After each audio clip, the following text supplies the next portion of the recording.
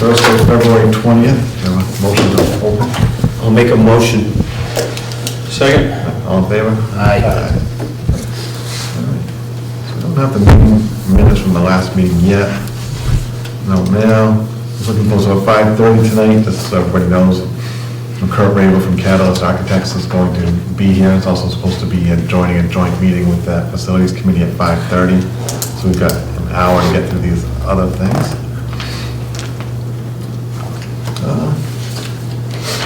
Might as well, yeah, might as well skip down to D since Dana's not here. Start with Steve.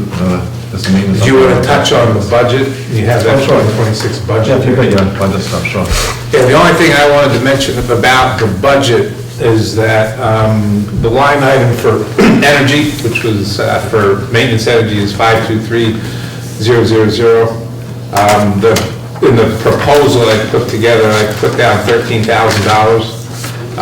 As of now, we're $1,400 in the red in that account because we shifted the expense for the pump house electricity to that line item.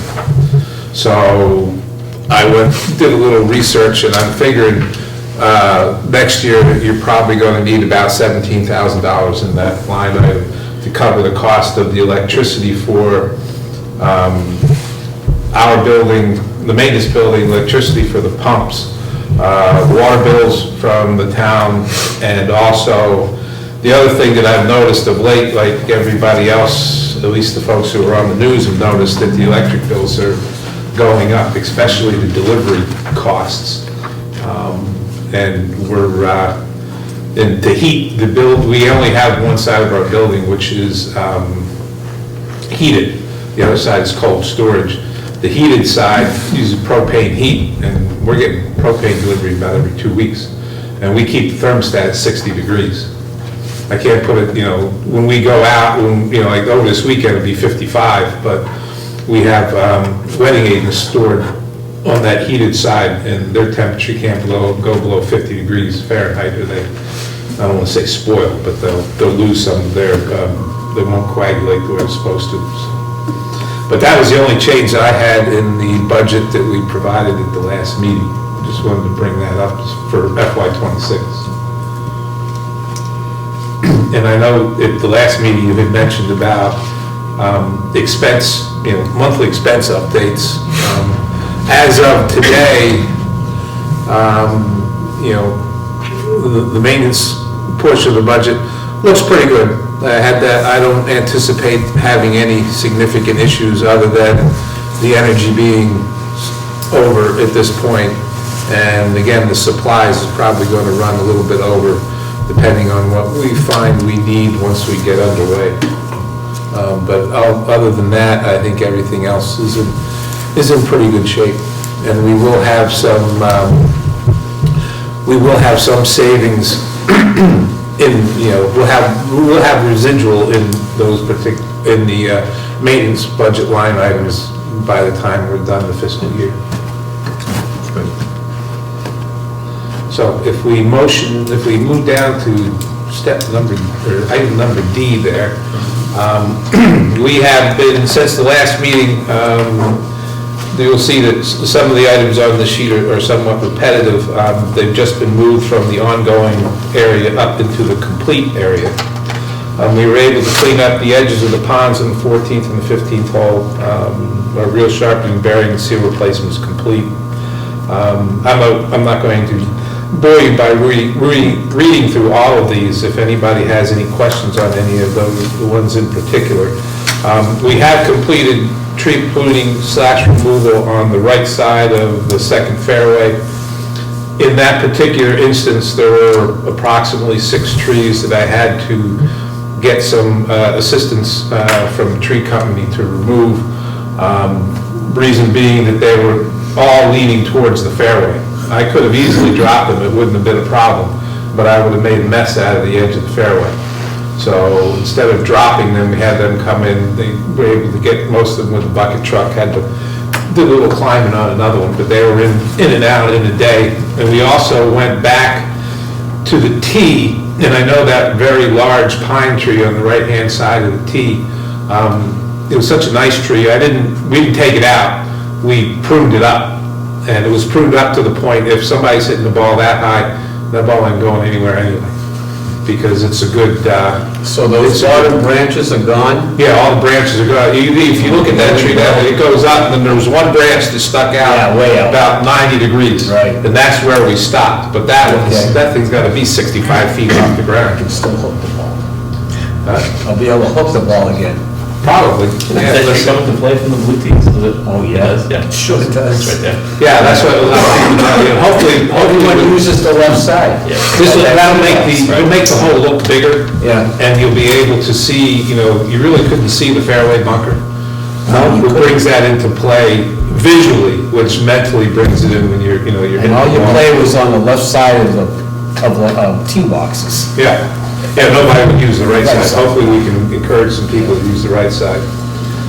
We did take some of the trees out of the back right-hand corner of the second green, in the area where the field controller was. And the one thing I did want to mention about the tree removal is once trees are felled, then we'll be going back in and doing some stump grinding.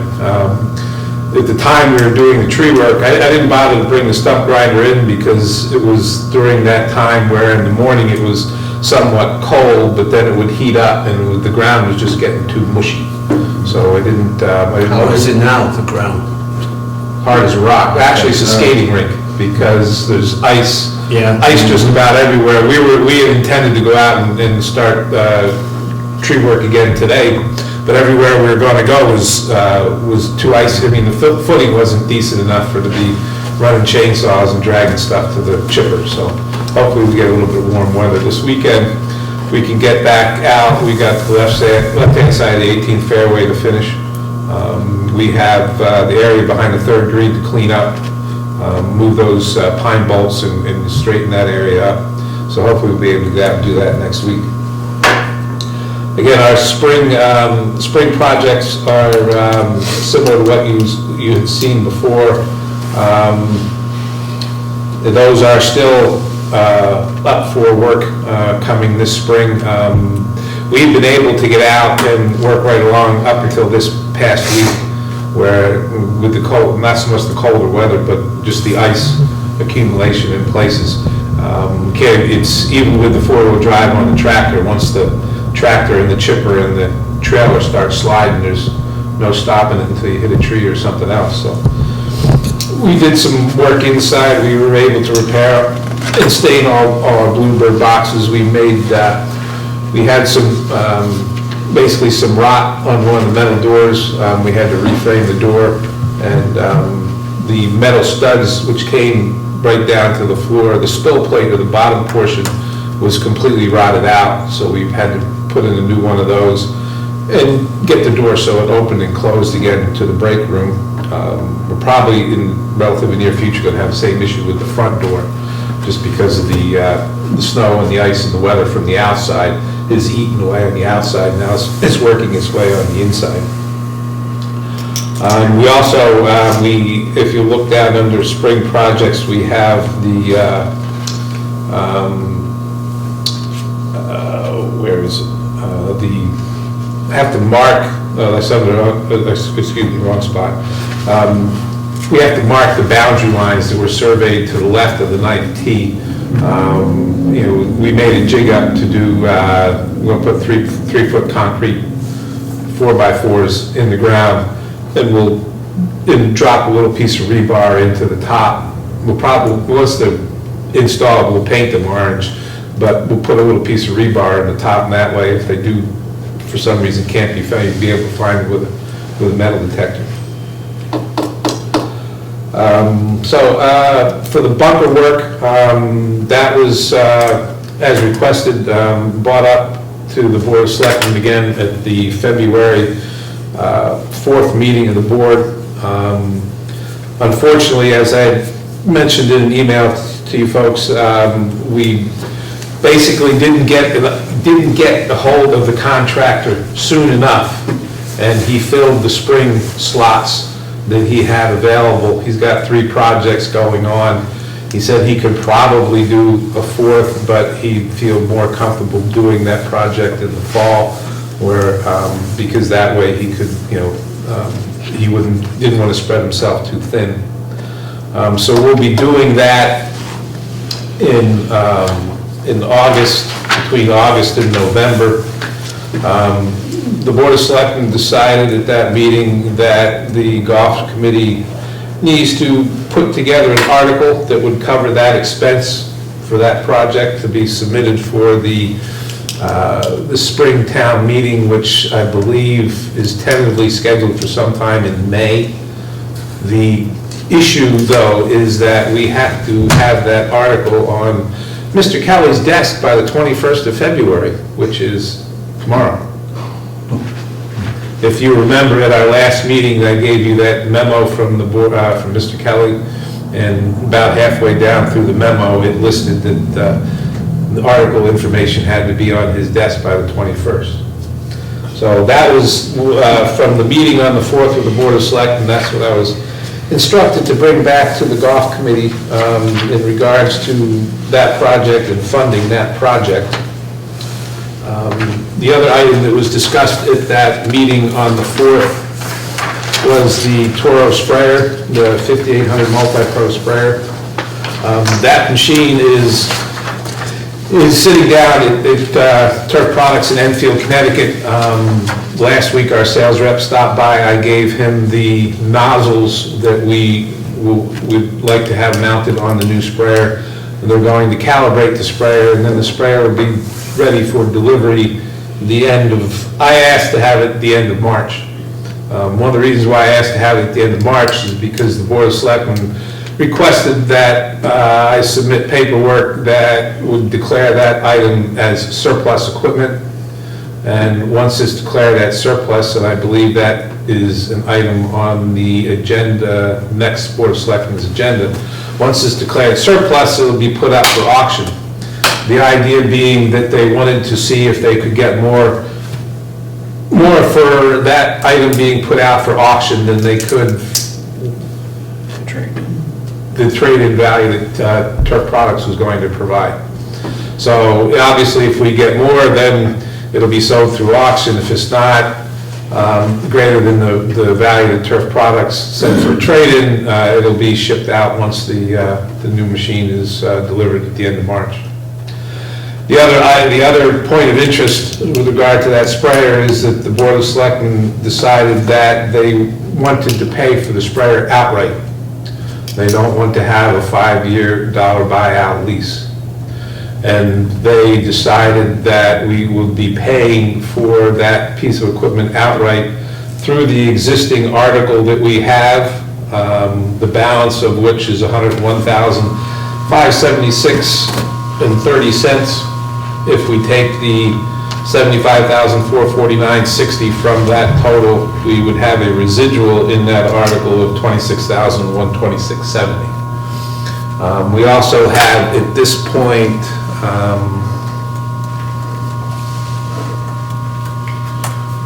where's capital here? We have a balance in the capital account of $26,568. So we have room to do other projects, several of which could be cart paths. The question is, do we want to pursue them?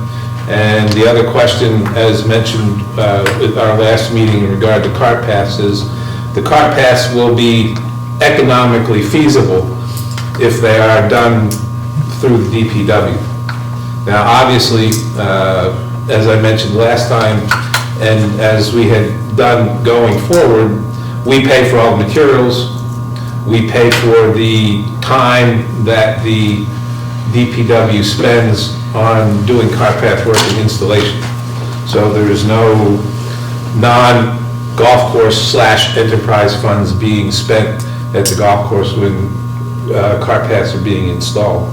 Question is, if we want to do them, we have to decide about the particular spots we're going to do them, so Dan and I can get together and we can put together an estimate of what it's going to cost to do those, see which ones we can do falling within either the residual from that article or the monies left in, some of the monies left in capital projects account.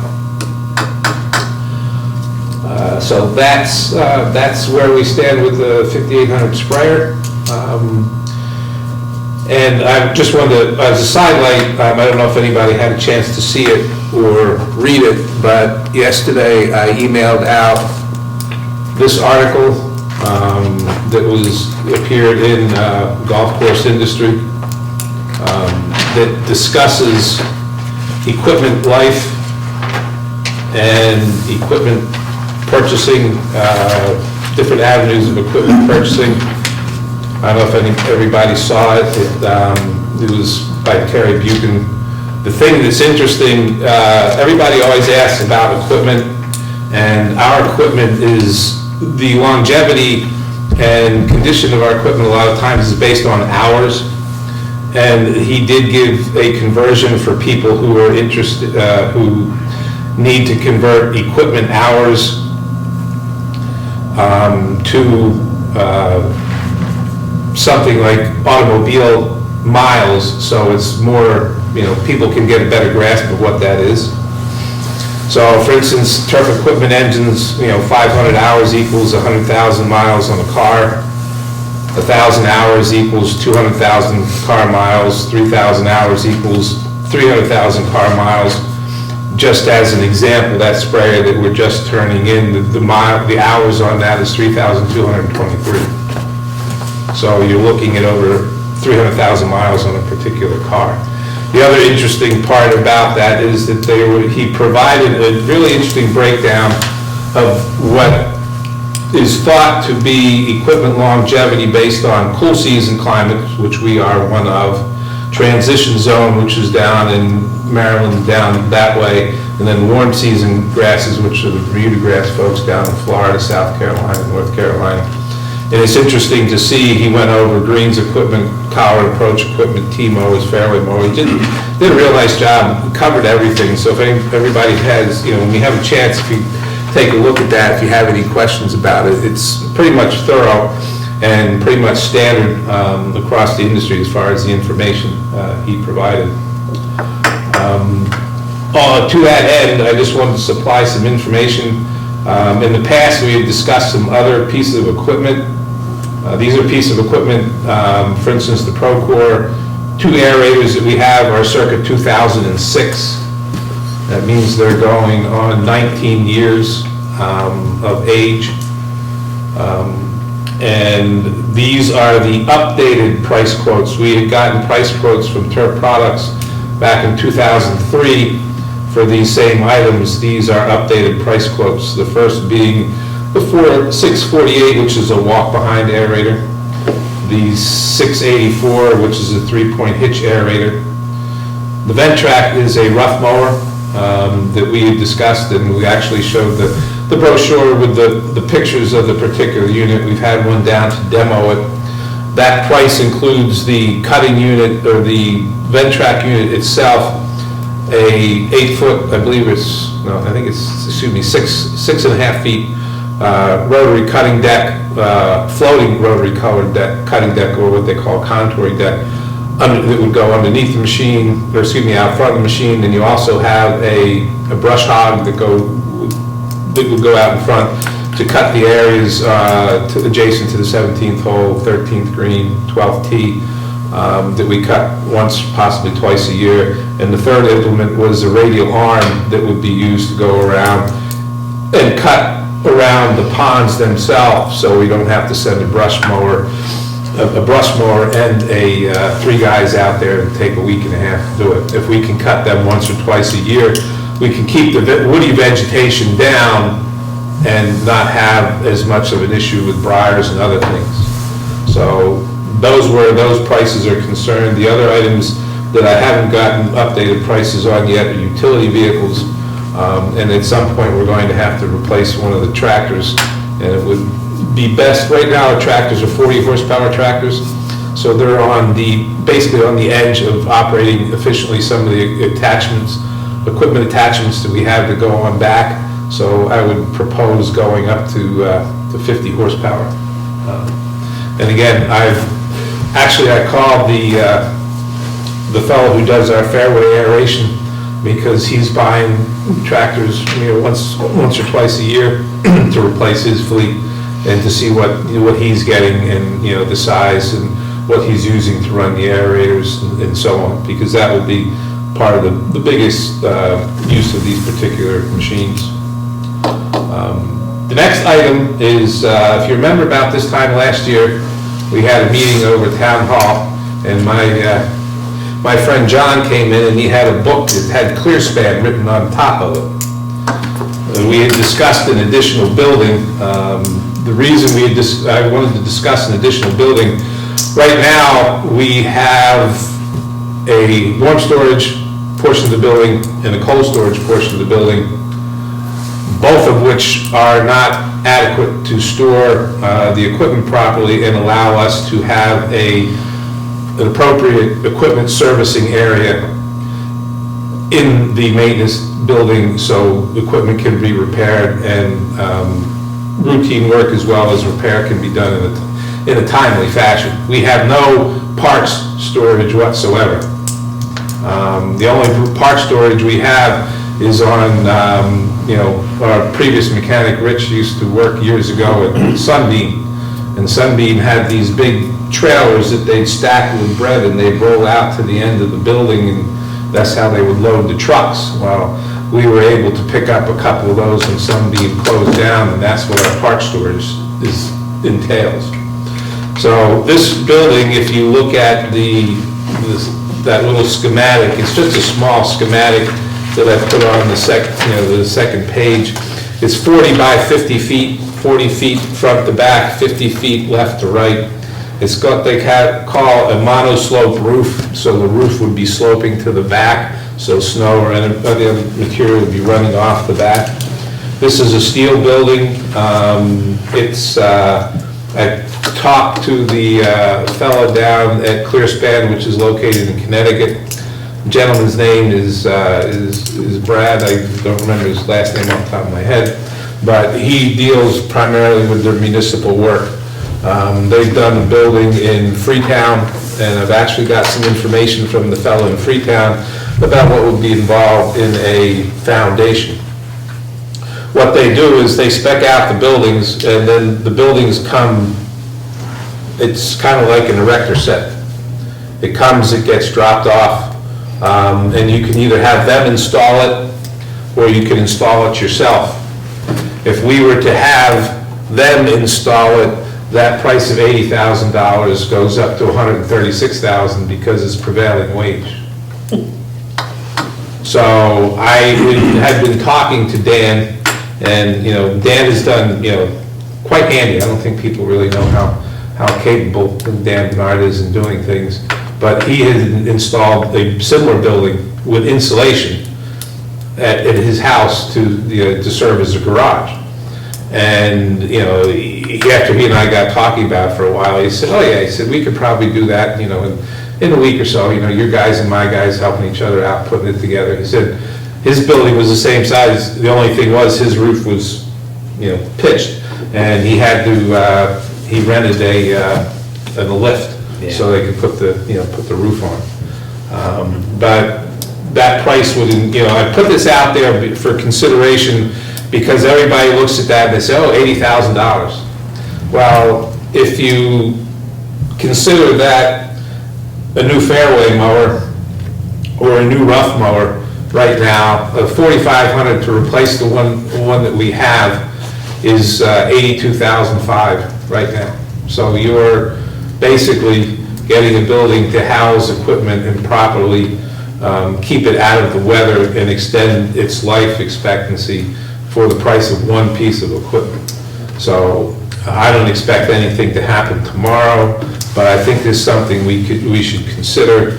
I spoke with the ClearSpan folks. I told them, I said, look, I said, at the earliest, this might possibly happen in October of 2025, the end of October, beginning in November.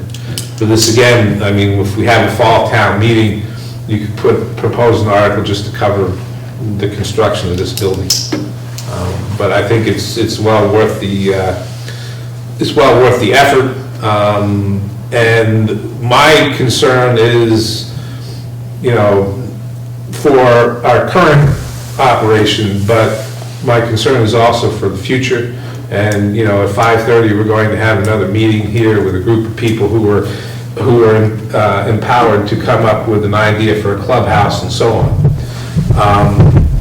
Right now, if my primary staff retired tomorrow, you would have a significantly difficult time replacing them, especially from the mechanic standpoint, by bringing someone into our shop and say, okay, this is what you have to work with. And by that I mean, we are lucky in the sense that, our mechanic, Norm is an old school guy, kind of like me, was a superintendent. His brother used to be a mechanic at TPC. Now I don't know where his brother moved on to, but very knowledgeable, very capable of doing things, what my friend Omer used to term the old Yankee way. And unfortunately, there aren't too many of those folks left. So what the gist of all that conversation is that we're trying to establish a circumstance where we can upgrade the equipment repair portion of our operation, not by going out and buying a whole new building and so on and so forth, which would cost you over $1 million, but being able to move equipment out of the existing building. Then we can get in there ourselves. We can build shelving, we can do other things for storage, we can actually, if we needed to, enclose the grinders. Our grinders right now sit inside that building, back in the corner, and the only reason they're capable of doing that is because they have covers. Most of the time, grinders are put in separate grinding rooms. So I put this out there because obviously it has to go through the processes of the golf committee first, then to the Board of Selectmen. I'm sure there'll be some discussions if it goes that far, and I'll get some pushback, but at least I wanted to start the conversation, because it's something that's going to be needed. And, we've got again, a building with the roof is leaking in 3 or 4 different spots, the gutters are about to fall off the side of the building. We have 2 doors that need to be replaced. You've got a pesticide storage building that needs to be replaced, and the pesticide storage building in and of itself is going to cost you somewhere between $70,000 to $100,000, because it's going to have to be heated and so on. Right now, we store our pesticides in the warm, our inventory in the warm side of the building, which I will say is not the most comfortable circumstance to have to do. It's not a problem. We don't have any issue with it, but my only concern is if for some reason that building were to catch on fire, everything in that side of the building would be considered hazardous waste, and it would not be reusable, salvageable, or so on, and we would have to get rid of it in that respect. I can't leave it in the existing pesticide building because it's not heated. And if I left those materials out there, we'd lose, $15,000 to $20,000 worth of inventory. So I don't want to do that. So that is as far as the primary stuff on the agenda that I have. The last thing I wanted to mention is the Maintenance Mondays, because at the last meeting I had, I wanted to make sure I went over them, and in July we had the date of July 7th, which was the Monday after the 4th of July, so we decided to change that to the 15th of July instead of the 7th. And then in August, we did have the date of August 11th, but we decided to delete that particular date because August 4th is fairway aeration and green and fairway and tee aeration, so we're going to be closed that Monday and half of the following Tuesday. So I didn't see I didn't think it'd be appropriate to have another Monday in a row where we've had that similar situation, so we deleted that day. And then, last but not least, I wanted to provide you with an update on our equipment leases. You can see that right now, we've had a couple items that have come off lease or will be coming off lease. If you look down where it says fiscal year expense, for the remainder of FY 2025, we have a $16,477 expense. which will be for the Toro Reelmaster 3555. Then if you look at FY '26, our lease expense is basically $80,000. That includes a payment for the 3320s, which are the Greens triplexes. There's 2 of them, and so on. You can read down by fiscal year.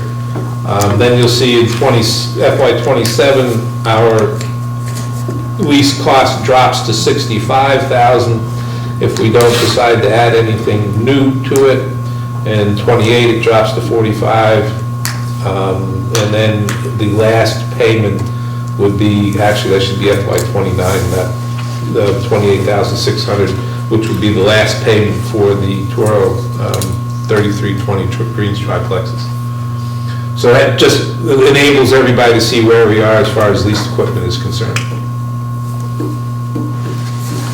There's a lot of information there. A couple of thoughts off the top of my head is, one, thinking about the cart path that you were mentioning, if we do, okay, so we're gonna pay cash for the sprayer, we met 26,000, and the 26,000 is in the budget for capital. And I think, personally, I think it's probably a good idea to see what we can get done cart path wise and use that as funding for it. Not sure if other people agree or any other things, it's just a thought, if there's work we can get done through the DPW, might as well take advantage of the, their ability and the pricing we would get doing it that way versus having to contract it out. roughly 50 grand to spend there, if you did put all that on cart path, would be beneficial. Yeah, I mean, I think the ones that we were considering, we may have to spend a little bit of that. You know, the major one is to try to get the one in the second hull finished with all the roots and what have you. And the reason I call that major is because the cart path in and of itself is probably $3 grand, 3.5 at the most. The problem is getting out to it. So we have to cut through the woods to the left of the rough on the left-hand side, because the trucks would never be able to make that turn up by the bunker. At least the asphalt trucks wouldn't. So, and that's not so much, it's more of a, you know, a material cost, because we do a similar thing to what we did behind the 5th green. And just, you know, obviously I have to take subsoil out, come in, put a good base down there and compact it, and then, you know, that would be sufficient for the trucks to run over. But I can talk with Dan and see what we're going to do, you know, see what his availability is, and, you know, what he, you know, would determine to be the amount of time it would take, and, you know, the actual materials and things are relatively easy to calculate. It's the question of the amount of time and when we would be able to get in there and get it done. Where would that path be? What would fit in his schedule. Where would that path be, like, to get the trucks in? Well, if you went down the cart path to the, on the left-hand side of one, before you get to the bunker, I'd either cut into the woods there and go, if you know that there's a group of trees there on the corner, and then it slopes down just a little bit, and then we would ride up through there and come out on the other side, up by the rough to the left of the approach on the first hole. We'd either come in that way, or we'd bring the trucks down and cut into the woods as you come to the corner, coming up the 6th hole. You come past the tee and you come around that one corner and you come up towards the green. We could cut in there. The nice thing about cutting in there's no existing irrigation or anything. You know, where the trucks would initially go in the rough area there, we'd renovate that once we were finished. Depending on timing and stuff, I might get some mats to put down there to protect the, you know, I don't know if you guys have gone down Main Street here occasionally, see where the electric company or somebody's working on power lines or something, and you can see the set of mats that goes out. We could use those initially and then renovate underneath them. I've got 4 of those mats myself. I can pick up a couple more. And then once we get into the woods, it's just a question of, you know, what we have to move and you know, what trees have to be removed and so on for Dan to make a road through there.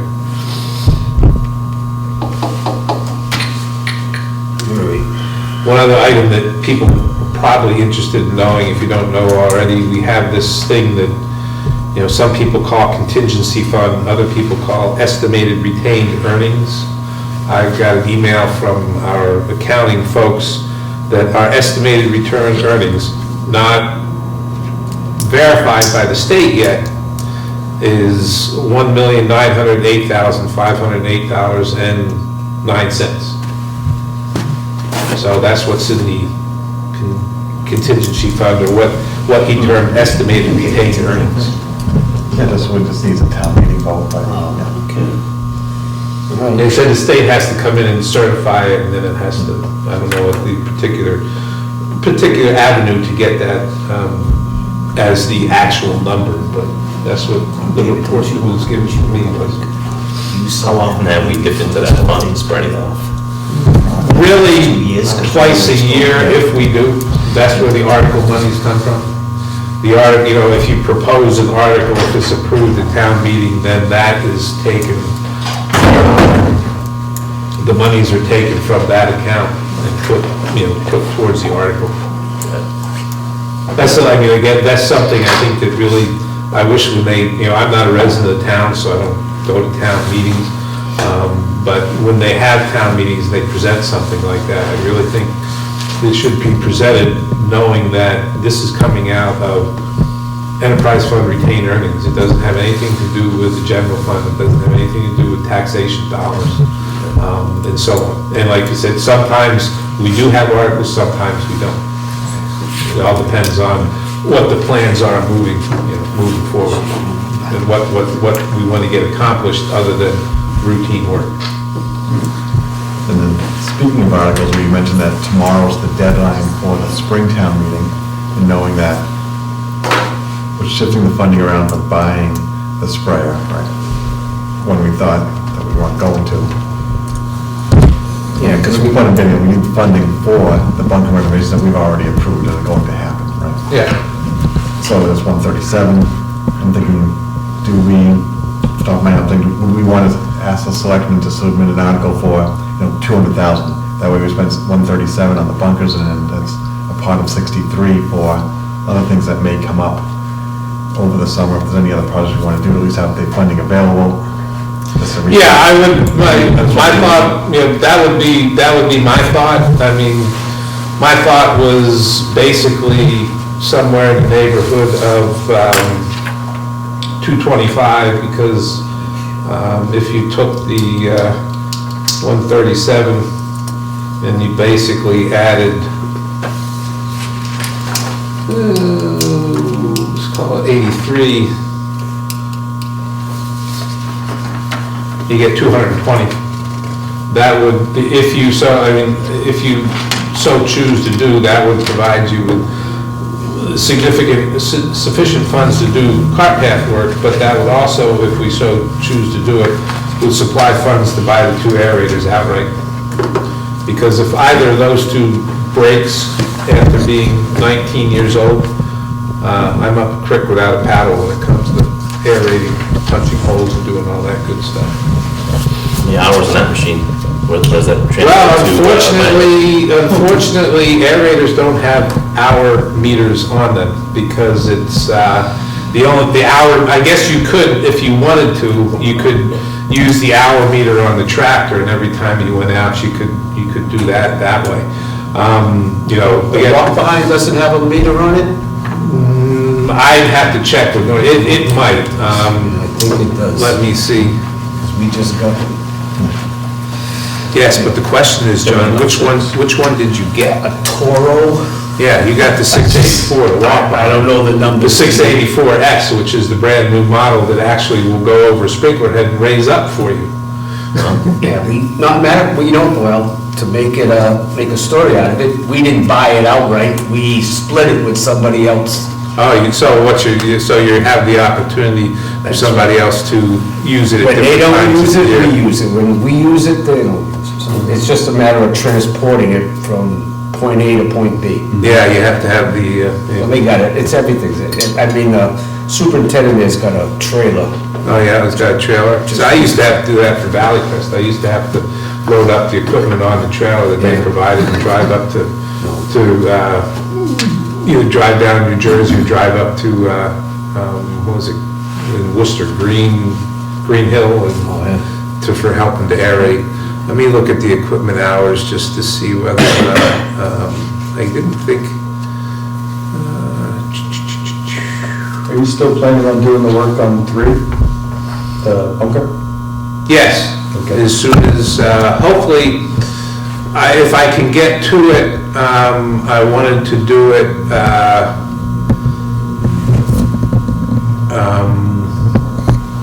prior, in the spring. That's all going to depend on how things warm up and whatnot.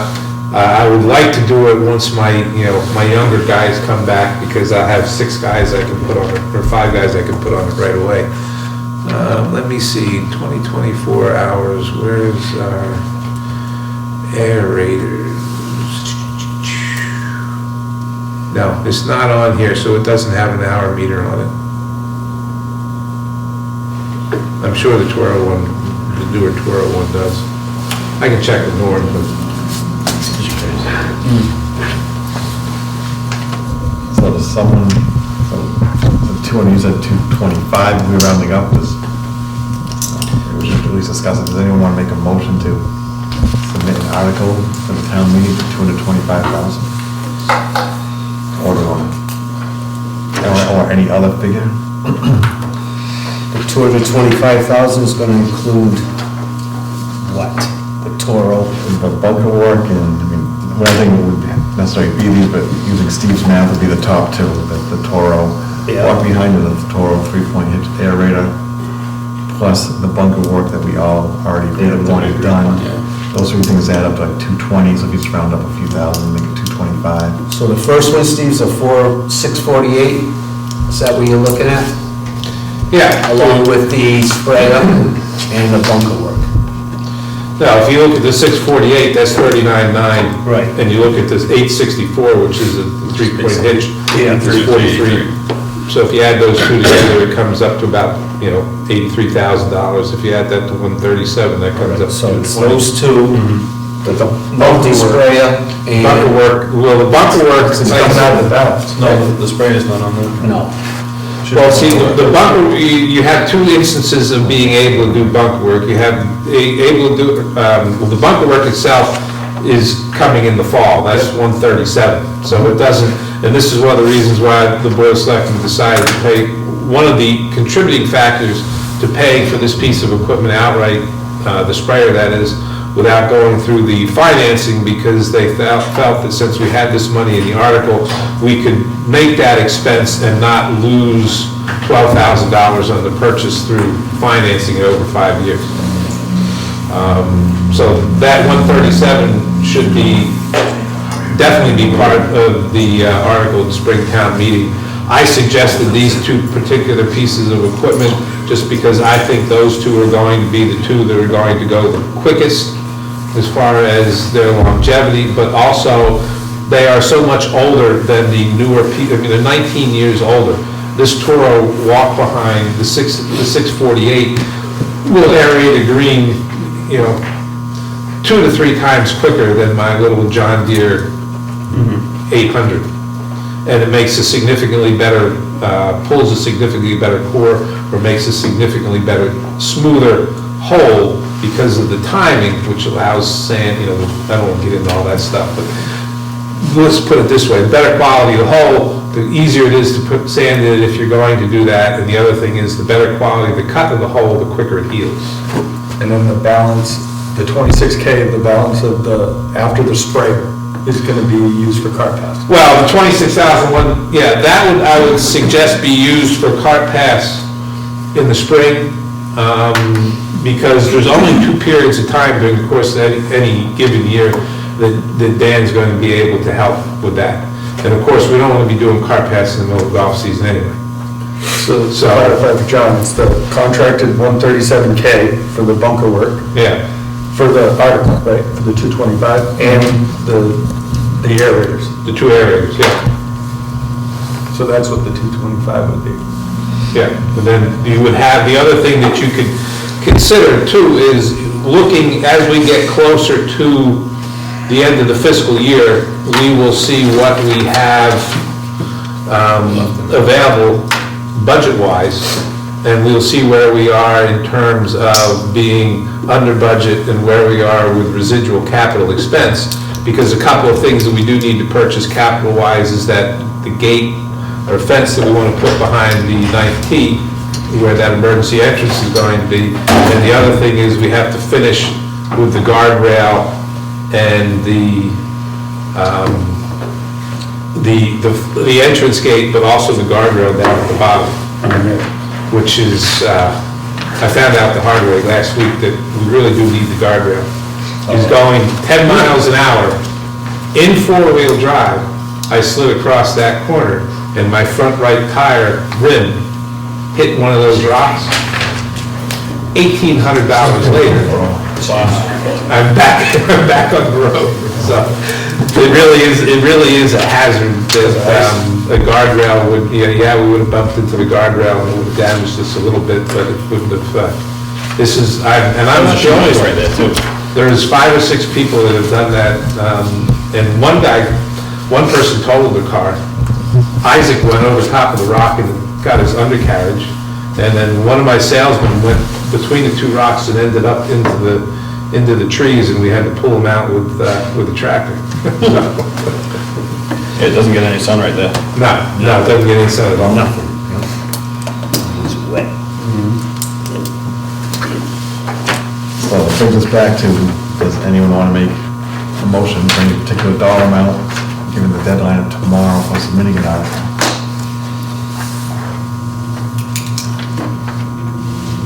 Yeah, I'll make a motion for $225,000 to be submitted to the Springtown meeting for use for the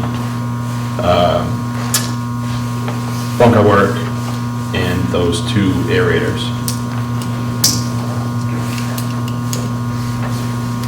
All right. There's a motion made by Andrew, a second by anybody? I'll second that. A second by Neil. Any other discussion on that? All in favor?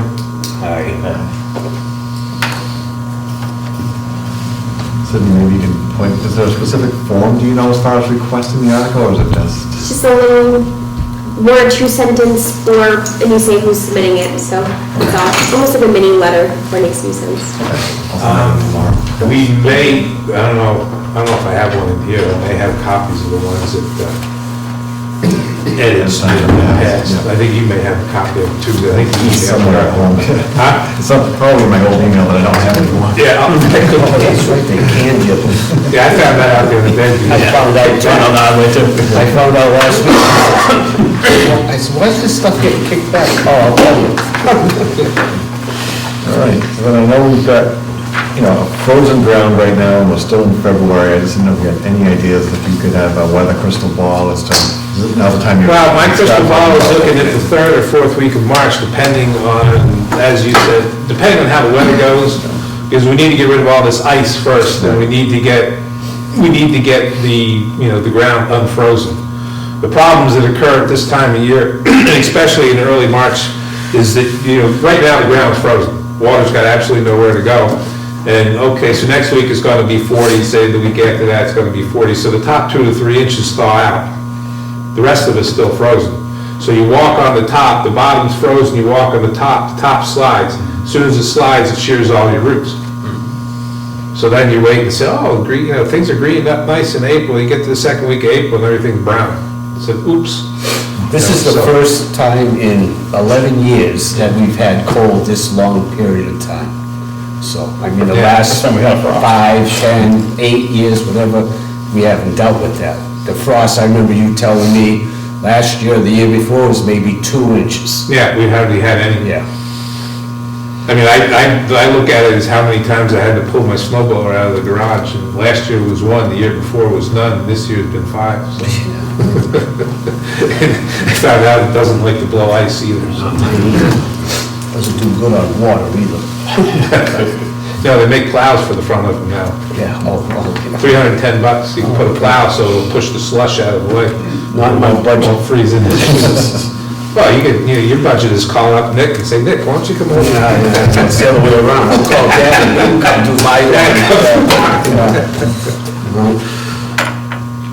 All right, so before, so we got a few minutes before 5:30 for our site here anyway, but should we look at a, What happened to Dave? I don't know. Okay. Dave DeRoche, he can't make it. He told me that he's currently working, he won't be able to zoom in, Okay. so. And also Adam Dismaris won't be here either. We're just waiting on one. You got They enough? have four though, so they have a quorum of their 7, they've got 4, so that's good. Next meeting, I'm not here in March, so watching the cats again. We're looking at Thursdays. Thursdays are fine. Choose the best day, yeah. We have the 6th, the 13th, the 20th, and the 27th. For Thursdays. I'm not here the 13th. Let's see, the 20th, the 27th, How about the 20th, a month from now? it works for me. Yeah, it's okay with me as well. No good for me. That's good for me.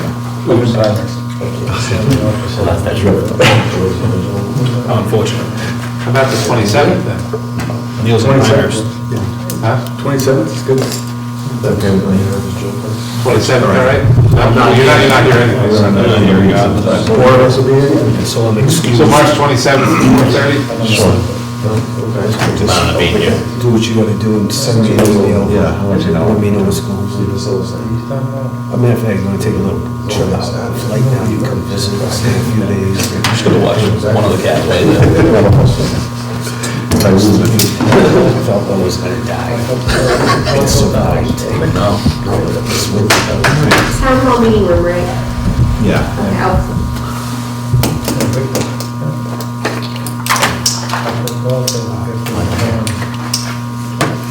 If it's just us, we should do it then. I agree. Yeah, the cameras in there. Just ask me a question. Oh, yeah. Are you going to close this meeting? That's roughly when Are you closing this meeting? possibly be open, depending on I whether. think technically what's gonna happen is we're still gonna be in, they're gonna start, so they'll be having a joint meeting at 5:30. So I don't think ours is closing until we close all together. It's more than they're going to start at 5:30. And hopefully the architect will be here in a couple minutes. He did email me earlier today that he was coming. So sounds good. maybe we should just take a Take a recess. quick recess for a few minutes, then we'll rejoin once. Action. Can we have a motion to open the exploratory committee? Will someone make a motion to open the meeting? Motion open. Second.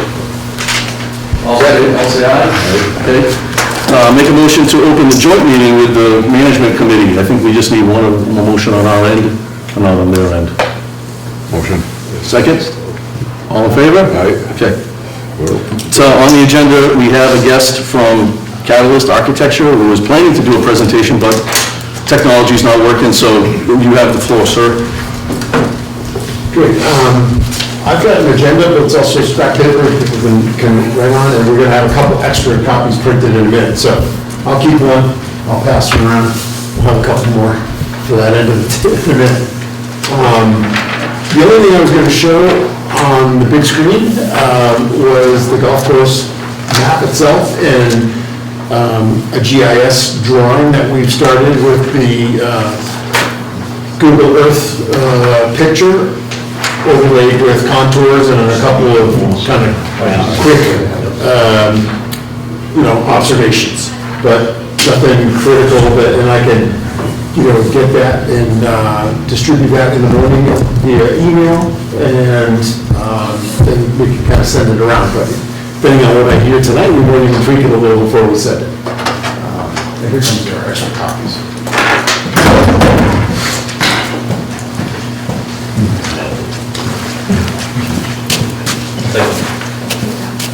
Is the original? Oh, you have one? Okay.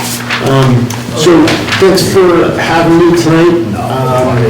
I've had quite a few emails back and forth with David, and we wrote a proposal, which is, I understand, on the agenda for the select board next week, but we were eager to get things going with you also. here we are.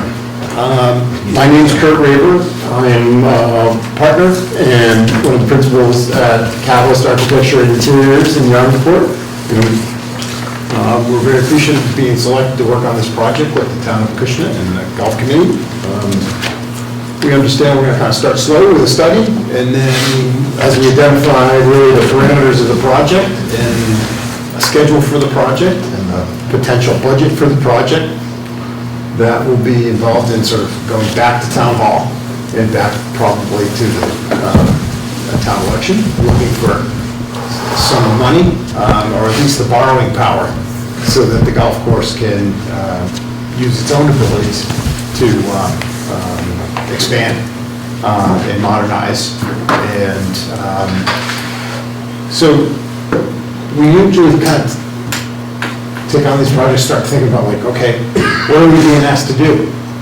Because we're very happy to design a clubhouse as we might imagine it. And I don't play golf well, but I've been to lots of golf courses. So I kind of know what goes in them. We've designed several, but they're all different. They all kind of react to the management, the golf course itself, the players or the membership. So this agenda is just kind of like just a way to start talking about the project and what's going to be important. What are the goals? What are the dates we're trying to hit for sort of this study? But then sort of for the whole project, like what would be the dream? When would we be breaking ground on something new? And then to start thinking about the size of the building and where it goes on the golf course, we really need to know what's going to be in it, and how many people will be working there, how many people will be there on a slow day, how many people will be there on a full tournament where you've got 4 or 8 golfers on every hole. And, also how often is the golf course and the clubhouse going to be maxed out? So all those kind of things are important for us.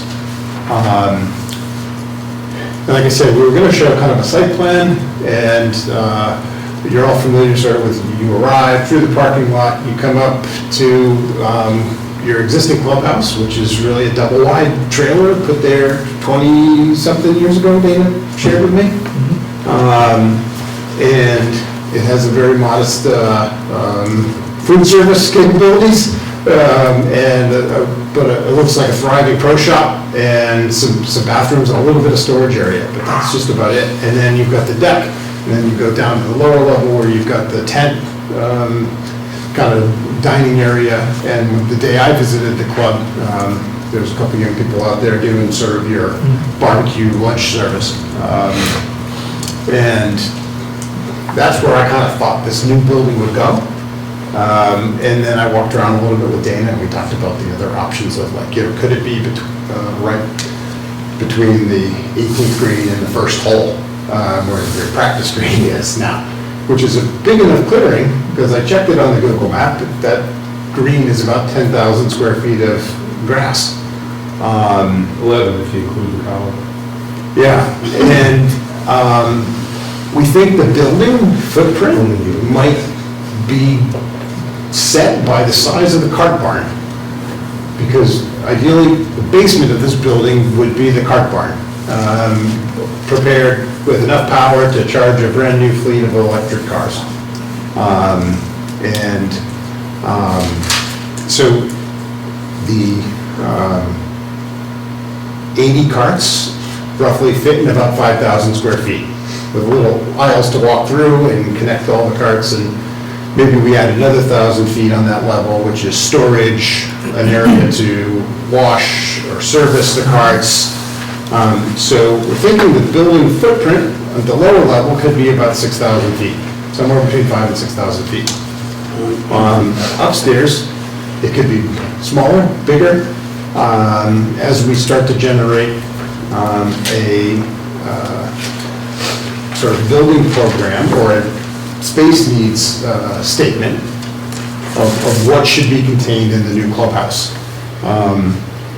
But I think in 101, we kind of wanted to hear the committee's goals on, what is the most important parts of the existing club or the layout of the course that, sort of are the no-touch zones? Like, what are the things that are sacred?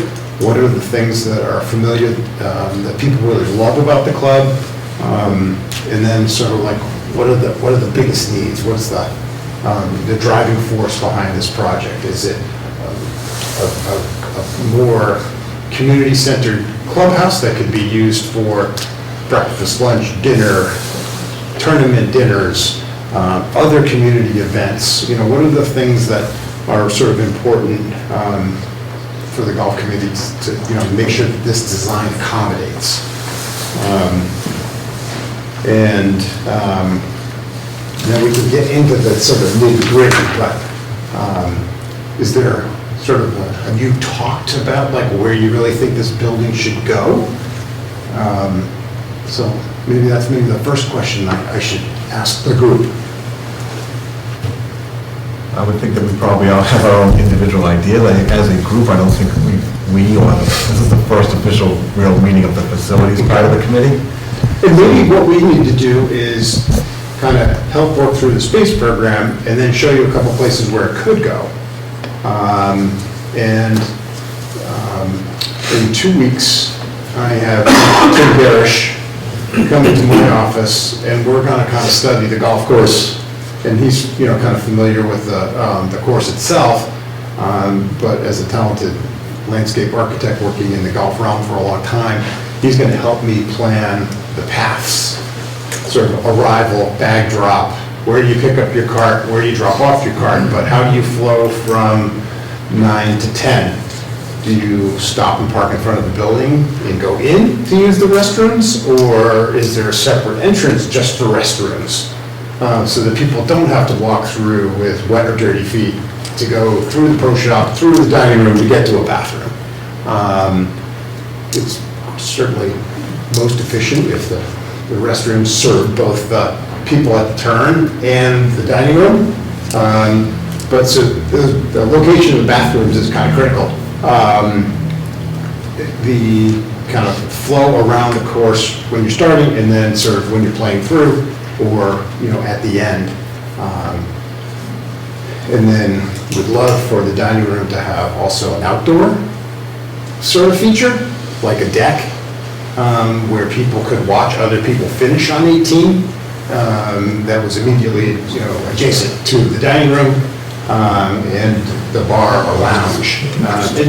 And maybe the bar and the lounge is a separate space, and maybe it's not. Maybe it's one that's integral in the dining room itself. This building can be large and grand, or it can be sort of more practical. And I'm kind of envisioning something that is a little bit agricultural, like almost like a big barn. It doesn't have to be a posted beam wood structure, but it could have that feel. It could be a little bit more warm woods and sort of casual rather than fussy. So those are the kind of things that we wanted to want to hear from the committee. And as the project evolves, don't hold back and say that doesn't work for us.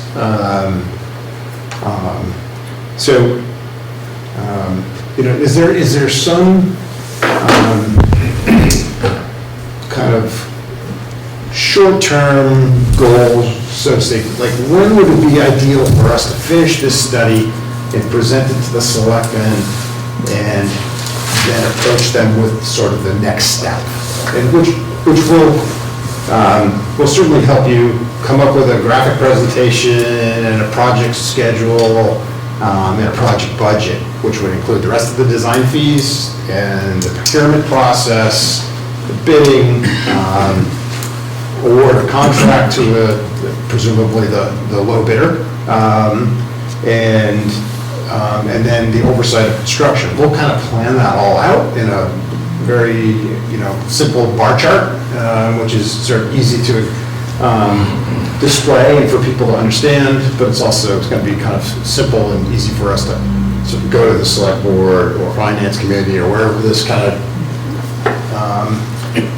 PR process takes us to try to sell this to the next level, which we're happy to be a part of.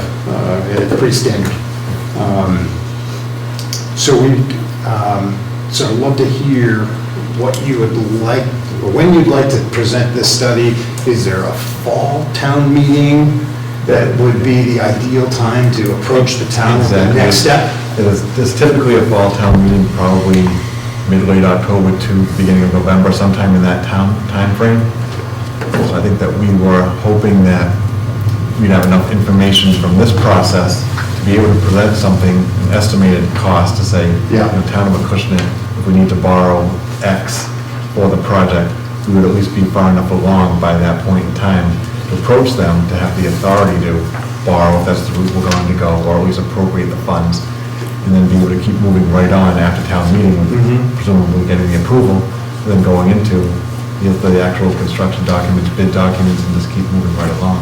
Because I think if this group intends to meet regularly and over the next 2 months, I think we could come up with a conceptual design that includes a site plan that's kind of high level, that shows the sort of the arrival and the flow, and the kind of logistics of construction.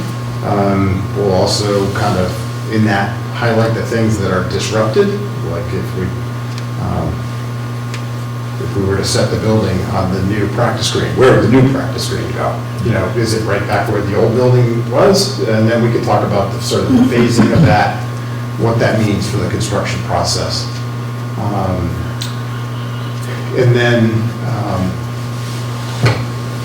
if that process of kind of back and forth on design with this group takes 2.5 months, then we would present all the information that we've gathered and drawn to our cost estimator, and he would help us sort of zero in on what the cost would be if we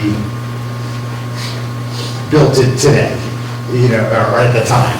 And then they usually add on escalators, kind of predictions of what will inflation or market escalation probably, increase the project to if it weren't built until after town meeting in 2026. So our estimate will sort of look forward into the future, and we'll be conservative in the early going because we're only kind of doing this conceptual study.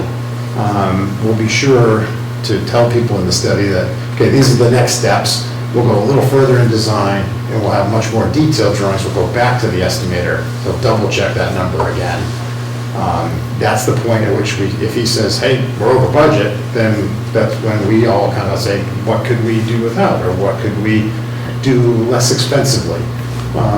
Is it making the building a little smaller, or is it making it a little shorter? Or what is it we could do to nip-tuck to get back to our budget? We would kind of see that this initial study phase could last 3 to 6 months. So the design part and the estimating is like 3 months. The other 3 months is sort of maybe showing it to the Board of Selectmen or whatever venue you would like to have. Maybe it's at the club, it's an open house, and people come, we display the drawings and people ask questions. It's just to kind of build support. But I think we'll be definitely ready with a schedule and a budget and a design well before Town Hall would have to publish an article, which I assume if town meeting is in October or early November, it probably has to be late August that have a number in mind. Yes. Yeah.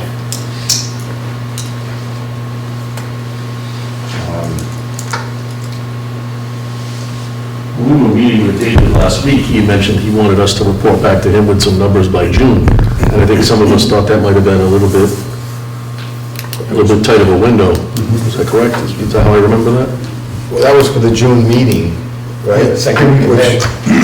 Which had to be in a month before, which, too short. If we were building a shack, we'd have no problem with that, but Yeah, I'm not saying that we should shoot for June. I think we need to go back to the selectmen and tell them that Fall's more realistic. fall's more realistic now, so that they can get their ducks in a row for Is that. there a special town meeting in June, or something that they do? There is, one in June, one in November. Oh, Yep. okay. It's actually May this year. I thought it was June 2nd. They kind of scheduled May, I don't know if they've changed Oh. that. So we'll probably bring that up at the next meeting to solidify that. But whatever we come up with has to be completely done before the meeting, a month before the meeting. Right, So like you said, beginning of October is the latest it has to be completed for the November meeting. And if we were to,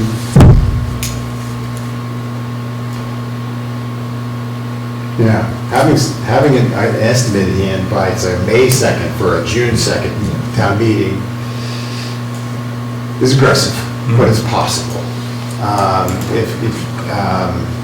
If we really, really, really had to do that.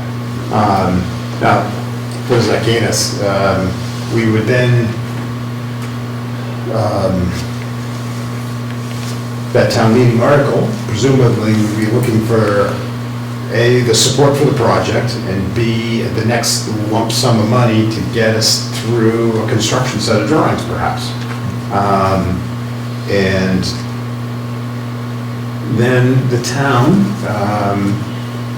probably would like to go out, design a project, go out to bid, have a number that's certain, and get to the next town meeting or a special town meeting with that number.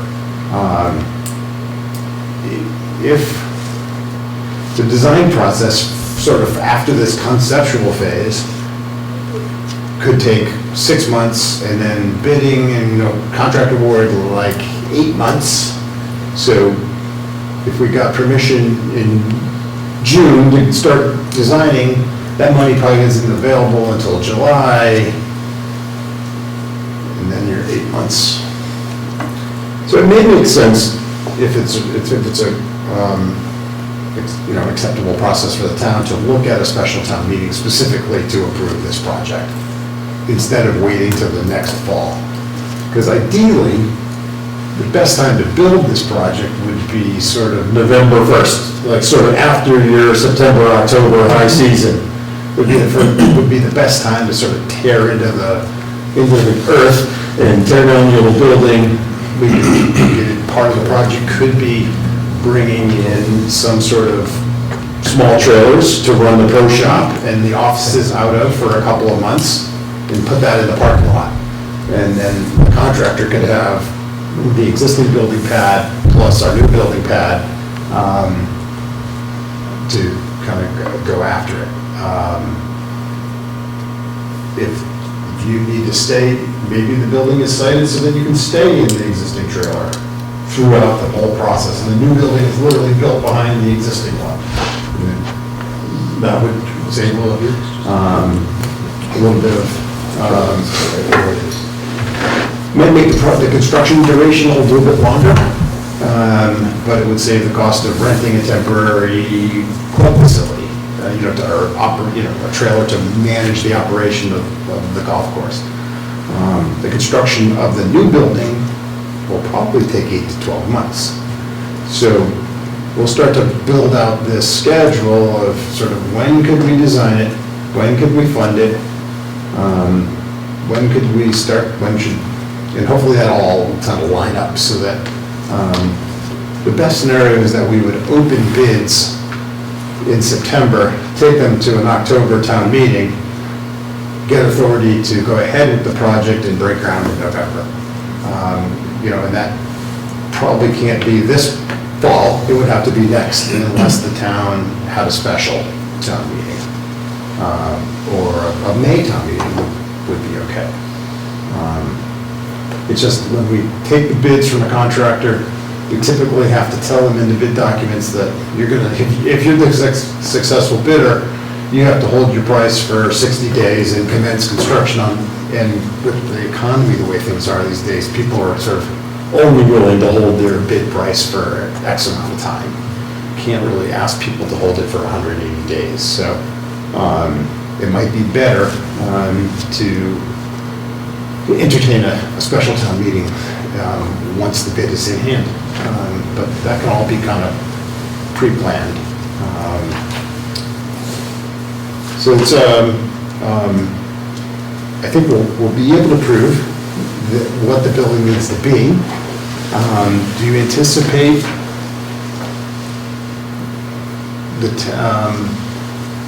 any sort of pushback from any group in town on the expense and the cost or neighbors, or are there any If you sort hit a of? certain threshold, yeah, I mean, somebody's gonna bite back at some point. I mean, if it stays within an acceptable range.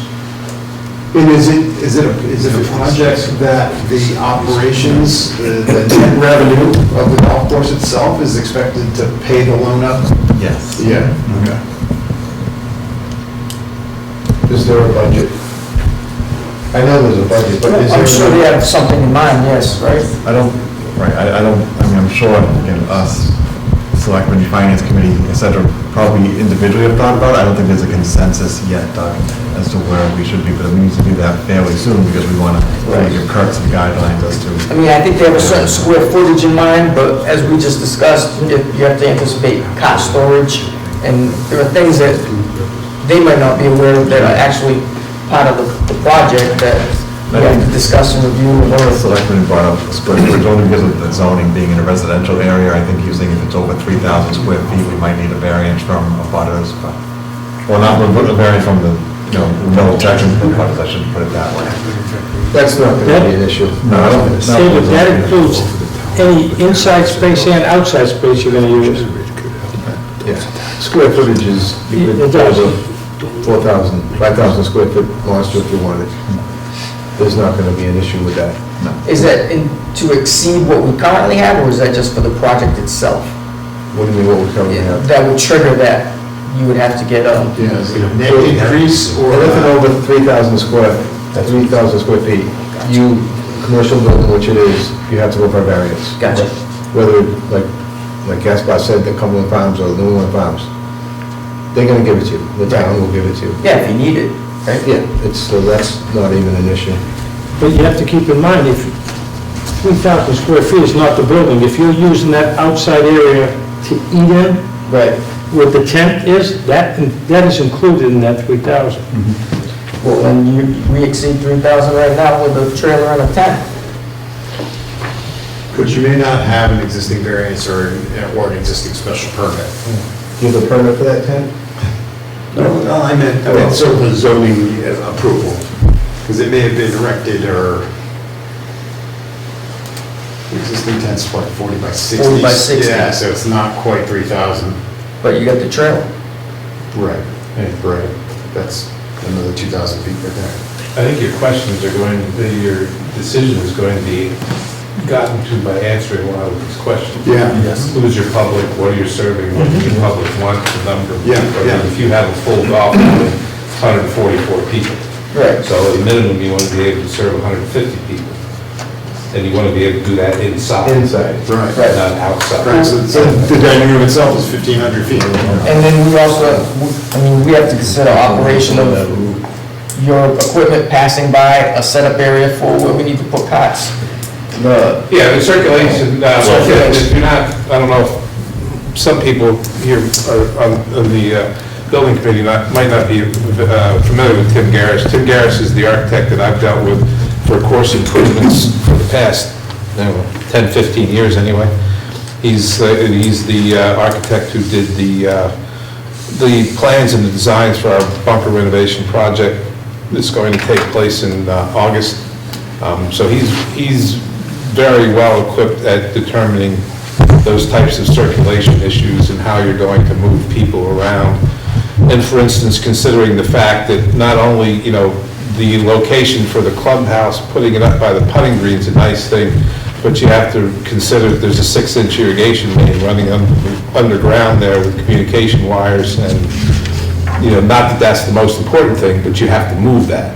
So, and you have to facilitate that getting to where you want to put your new green, but you also have to facilitate it getting to where it originally was going in the first place. So Right. Tim's got all that circulation information down, but those are all, those are all the types of things that you, and as you pointed out, like listed, that people should go back and think about and say, okay, these are my thoughts on this, and then when that group gets together, they can put all the Maybe the thoughts clubhouse together. can go where the tent is now, but maybe the views to the first and 18 aren't exactly what you want, but maybe it's easier to clear some trees or vista prune to get the view of the 18th hole from the dining room. One of my concerns was, and I like the Pine Green idea, but if it's not feasible, it's not feasible. And the further back you put it, food deliveries and trucks, you got to pull them back and create space for them to come in, turn around and get out, so. Right, we don't want them to have to hand truck everything out. Yes, that's. Plus, we want the clubhouse to be presented when you come in, right? So if it's on the putting green, it's kind of tucked. Good. And you're behind, your septic system is pumped up to in front of the 7th tee. So you have, your circulation pattern is going to take into effect where that is and how you get it pumped, because your leach field is in front of the 7th tee. Right, the pumps now are. That's south of, so the leach goes south of the 17th? It's in front, it's in front.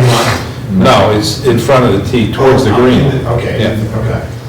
Should we just like spitball here as a joint committee, and then the facilities committee takes it more in depth the next time? Like, should we just go down these and try and answer them all as a group? And I'm not sure we'll come to a conclusion or a consensus on all of them, but I'm just gonna do kind of recording all the ideas. And I'll be sure to tell you the good ideas that I can't solve the problem. If it's a really great idea, if I can't make it happen, I'll be sure to alert you. Yeah, I'm happy to kind of listen and scribble down anything and everything that anybody thinks is important. But also, Kurt, should you be with the facilities committee after this? Like, should you be a part of every meeting? Does that make sense? Or have we already figured it out where it's only you guys? Is he charging by the hour? This is all part of it? Not just a pretty face.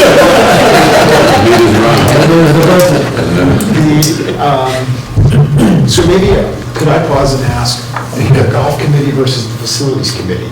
Yep. What are your roles, and sort of how much will you be meeting jointly? It's okay if you do with me, but. I don't think so. Dave?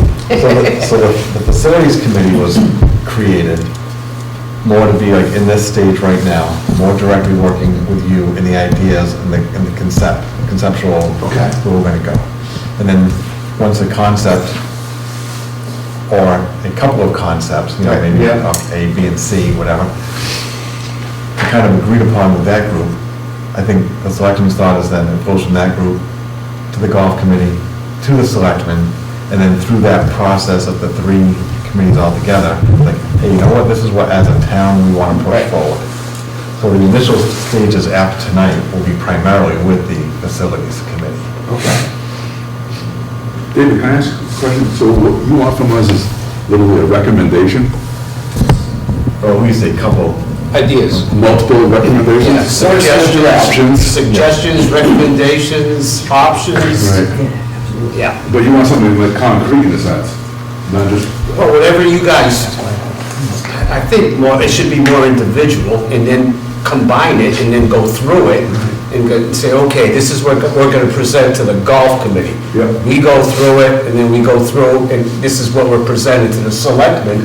The selectmen kick it back and say, this, go back to the facility, or go back to the golf, clean it up. And I think, Right? I think initially, we would draw a couple of concepts of where the building might sit and the paths around it, and like you said, from a golfer's arrival to, the Pepsi filter. And then how do you come to the golf course from 9 on your way to 10? And where do you leave your cart? And, That's a concern of mine as well, because depending on whatever side of the operation, or how we've run it over the years, we've either sometimes collected them on the side, or we put them out front, so if we can organize that and put forward a plan that we can kind of have that staging area that's used. In the initial concept, I don't think there was much attention given No. to the idea of circulation and movement and not putting people in a particular spot because it was necessary, but then those people get in the way.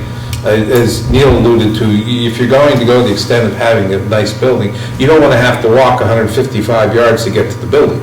You want to have it as your presentation, but then how are you going to augment your parking lot to address where that present takes place? And as David mentioned, how are you going to augment your parking lot? So when we have 150 people out there, but he needs a delivery, that semi can come down and make the delivery and not have to, cut the corner and Run over Steve's grass. yeah, run over somebody's car or grass. So I think that, the site planning will generate a couple of concepts with a rectangle in it. The rectangle is the future building. And then there'll be, once we kind of pick a site plan that works, we can make the building work. If we have sort of A, B, we can't decide, then maybe we say, okay, the building in the B site scheme, all of a sudden the dining room is too far from 18. Maybe the C scheme was better, and we just kind of move everything forward. And there is plenty of real estate over there. Yeah, there's lots of space. Yeah, and you have to, you don't necessarily have to stay in the footprint that you already have. There's cart paths can be rerouted and so on. I mean, our course is unique in that you have access to the first tee, then you can play 1 through 6 because 6 comes back to the pro shop. You can play 7, 8, and 9 because that comes back to the pro shop. Or you could play 1 through 9 as a front 9, you still come back. So you have a lot of options for moving things around. We've got plenty of dead space behind the 10th tee that you could use. It's currently got some dead trees in it, and that's about it. So there's a lot of, opportunity to move things around and reposition. Where the carts are now, are sort of in a corral down by the driving range. Yep. What will happen there when the carts come, potentially underneath the building? Did we talk about moving like a practice area Well, towards again, that area? that all depends on how you want to approach that. Because obviously, one of the more important things to golfers these days, especially younger golfers, is to have these practice areas where they can, say they have an hour, 45 minutes before they play, or they just have an hour. They can't go out onto the golf course, but they want to practice chipping shots to a pitching green or something like that. So that could be incorporated into it. Again, it all depends on your, basically what I call bubble diagram, where you start moving things around and say, okay, well, we put this there, what happens? Okay, we can't do that, so we take it and put it over here, ship this over here, and see what happens with that. But the carts, obviously, the carts right now are not in a friendly spot for the folks at the pro shop to be able to use them and get them in position for people to use. Those carts need to be moved, I would, just in my opinion, within 40 yards of the facility where you're going, and how are you going to handle your starting? How are you going to access your starting position from where your carts are stored? I mean, who knows? One of the better places to put the carts might be where the existing tent is right now, depending on how you finagle them. A couple of courses we worked on, sort of basement space. If you have the grade changes, and you kind of do, where you're building sort of one foundation for the clubhouse, but it also creates a basement. It should be less expensive than building a cart barn and a clubhouse. So there's an efficiency there that I've been thinking, how am I going to make that happen? 2 with 1 and 18 that you pick up and you drop spot, so it kind of fits. That's the way everything's going. It was underneath. Gas carts stored in buildings. I mean, all my equipment gas is stored in buildings. Yeah. Well, yes and no.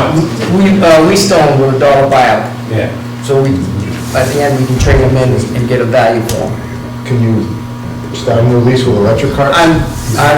been meeting with Club Cars, we're doing a write-up for the sequence of our cots to coincide, depending on when this construction transpires. I think the earliest we can do a full fleet is 2028, but we can do a half fleet, I think you said, by the end of 2027. But I'm gonna get all that written up with gas, and then battery, and then lithium battery. So we'll have different prices and different ideas to see how we wanna include it in however we decide to build the building and wherever we wanna put them. Do those leases coincide with like January to December, is that it? No, they are through July 1, I think starts the fiscal year. Coincides with the fiscal year. And right now, there are three In order to phases. start a new lease, you have, for instance, most times your first lease payment is 30 days within the acceptance of the contract. So, for instance, here, we couldn't, if we had monies budgeted for, use this year in particular, FY '26, which starts July 1st, if the monies were budgeted in the FY '26 budget, we can't have the golf carts delivered in April unless they're willing to offset that first payment all the way till the next year. So you have to be careful about that crossover, because then it runs into budget problems and sends the finance people to crazy land, so.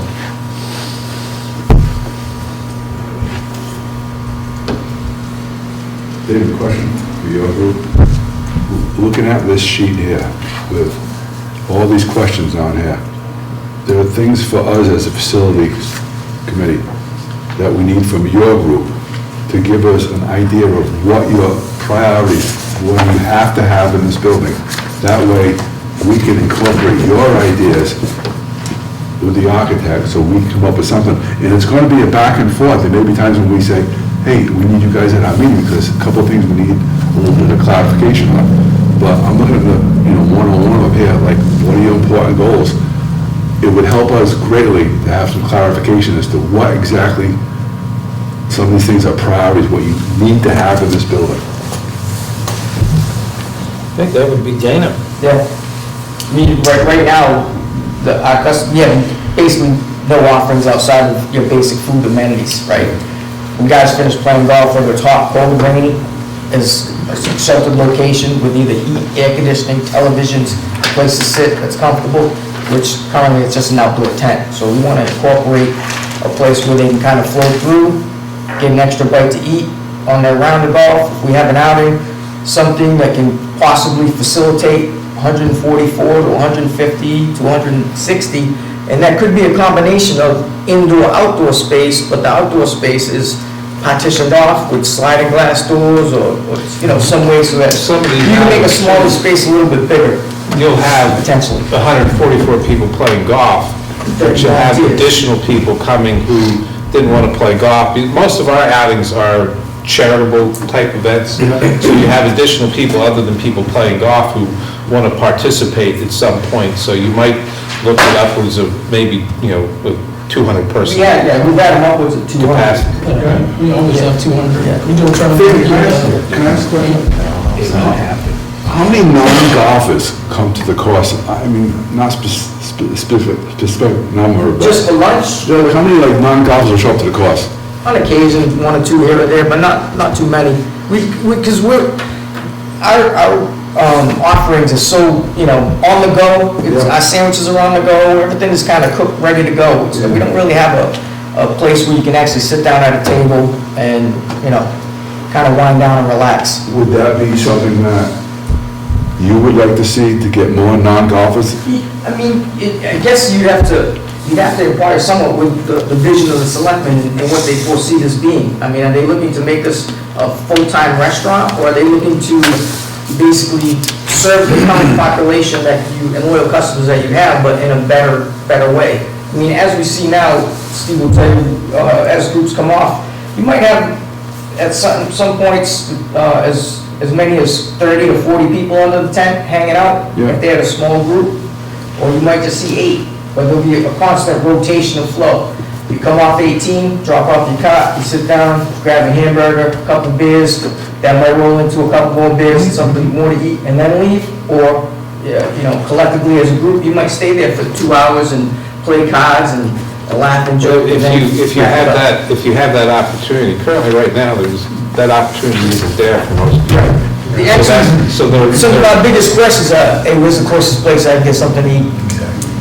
My other question too with this is that if you do expand your offerings to non-golfers, you give it a community benefit that maybe someone at town meeting would say, I'm not a golfer, but geez, I think I'd like to go to the run on Friday night and, grab a beer at sunset or something on summer night. I have heard that from residents, that, they'd like to grow their family up with golf, bring the kids down, putt around, maybe hit a practice green or a chipping area, grab a hamburger, and then take off. So I don't think it would necessarily be advertised as, we're a restaurant, but, if a family of 4 comes down at 6:30, like they just said, and someone wants to go putt around, we're not gonna turn around, 4 people that wanna have. Right. Well, you can plan to grow into something like that, because once you establish and the word gets around, I think you'll probably grow into finding a need maybe to provide for more people that don't play golf.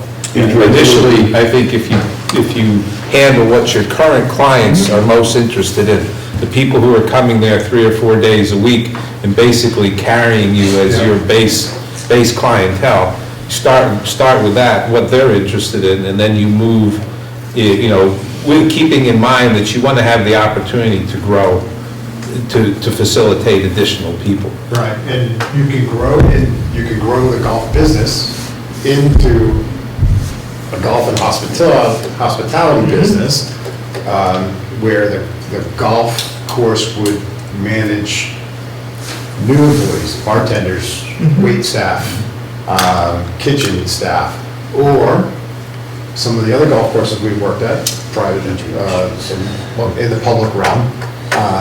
Some are sort of staff, and some have contracts where the town awards, puts out a contract for a food vendor to have, the rights to operate the food service for a period of 3 to 5 years, and then it comes up for bid again. We see that a lot on the Cape at the beach concessions. What do you think about that, John? What's that?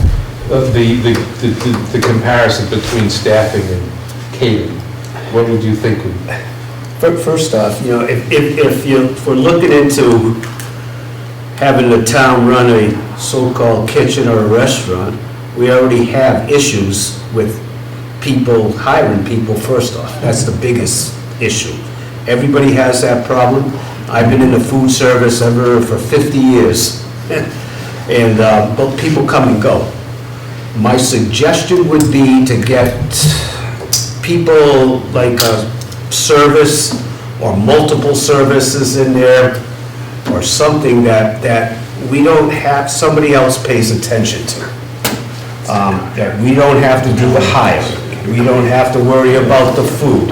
We don't have to worry about the menu, because it starts getting into a lot of money. Not only that, and like this gentleman said here, what do you want to do? Right. Well, we're a golf course first. Right. That's our main objective here. We are a golf course. We service the golf industry. Someone wants to come out and have a beer or have a sandwich or something, okay, we can do that. How big do you want this thing? You don't need a facility to hold 200 people, in my opinion. We just don't need that. It's way, way too much for our area.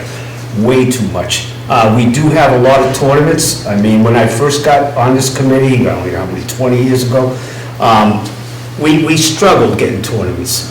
Now we have so many of them, we can't accept any more. So the only way we'll be able to accept the tournament if one drops out. How many is annual tournaments? I'd have to go back and pull a number for you. I think, what did I say, it was like He would know. 14%? We're probably 14% of our business. We have, I'd say you're probably in the neighborhood of between 15 and 20. These are larger sizes. It's not including the guy who comes with 25 people who play on one day in the morning.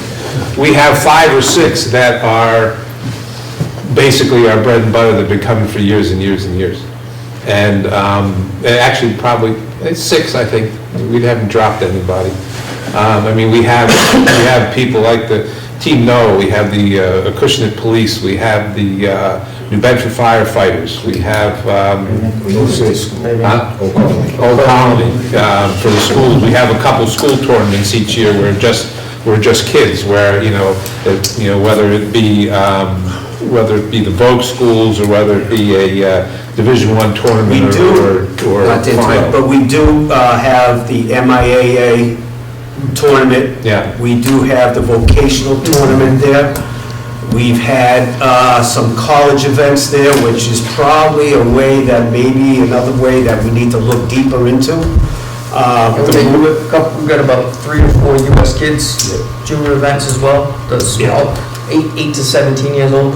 Those are very popular. AJGA still come or no? They haven't come in quite a few years. That's something that, if you have, some of these NEPGA or MGA or AJGA or whatever, I'm sure when they are looking for sites, they're looking at your facilities, Yes. not just your golf course, obviously, right? So if we're going to start the golf industry, like John said, is that something where now Acushnet's really on the map as a top level course, because now you have a facility and more tournaments, not just recreation tournaments, but big tournaments want to be a part of Acushnet, and I think that's important. But if there's 15 or 20 events that, outings a year that you have, full 144 events, how many of those stay and eat afterwards? Not many, but probably less than that, but we've picked up over these last couple of years. Most of them don't, some of them eat during, Yes, we've done a lot more. If you have a facility. The grab and go thing became real popular. You get a meal ticket and you pick up something off the grill. But then we started doing some catering, and that kind of picked up over the last 2.5 years. That was pretty People are popular. sitting out in an outing and, in the middle of June and July when it's 95 degrees and it's humid, they don't want to come under and sit under a tent and roast under a tent. So you want to have a bathroom facility, you want to be able to take a quick shower for a few people, but you want to have an air-conditioned building that you can go into. So they're not going to stay. Would it be one of these cases that if you build it, they will come? Yes, That's how I feel. 100%. I think and like to Adam's point, I think it's very important for the future of the golf course to attract mass golf events and other, like this past year, it was really interesting event there were college club teams. Yeah, that was nice. And they weren't official, NCAA Division I players or whatever, but they were club teams, and it was quite quite a few people, and with the US kids. Boston College. Their parents love to come watch the kids, especially the little kids. And I think it would help to develop our future programs if we had some of these extra amenities to make it more people comfortable for some of these programs. I think, the good news is you have the golf course here, right? Yeah, it's a great You have track. almost 7,000 yard tipped out golf course that can, service most golfers, right? And I had my class reunion there once, when I was still working there, under the tent. People that don't play golf, when that sun set, on the putting green, they were like, holy moly, like this is a pretty special place. So if we can do something special here from, it's been 20 whatever years with a double white trailer, and we've done pretty darn good. 27, From the beginning. I think we have a really good opportunity to do something really special. Yeah, absolutely. Quick story, I guess 4 or 5 years now, we finished my Acushnet on Nantucket, which is a public course, and so that building was 7,000 feet with a full basement, and with the notion that mechanicals went down in the basement, there's enough room down there to build out some future locker rooms, but they still haven't built them, and they never. The dining room was, they would love to do 150 seats, but septic, they wanted to stay with the existing septic system, but only allowed 84 seats. So the dining room is posted at 84 seats. There's a porch that sits another 50 people. Most people choose to sit outside. They are constantly, I went there for lunch with my wife and alcohol club one day, just because she wanted to see it, and it was a great lunch. And I would say out of the 30 people on the porch having lunch, 8 were golfers. Everybody else just came because the lunch was good. Did I just understand that correctly? He just invited us out to lunch? It's a covered porch. Yeah, it's a covered, But it was built for, a certain size. They have events there all the time that are not golf related. Because on Nantucket, there's just not many affordable places for the community to go to have events. So it's constantly being used for alumni gatherings, bereavement, celebration of life, those kind of things. So it's a venue that the whole community uses quite a bit more than they thought would happen. Yeah, I think people will, if they have that opportunity, because there's not a ton going on besides that, All the people in the building are employees of a golf management company. They're not town employees. So it's run a little differently. I think the Dennis Public Golf Courses, there are contracts, vendors in place that run those kitchens. Right. I think they do quite well, especially in summer. There's so many rounds of golf plays there. I think at Brewster, they manage their own, the staff there runs that facility. And I've been to functions there in the winter, dead of winter, for fundraiser dinners at their dining room. So you can make it whatever you want it to be. Right. It is really,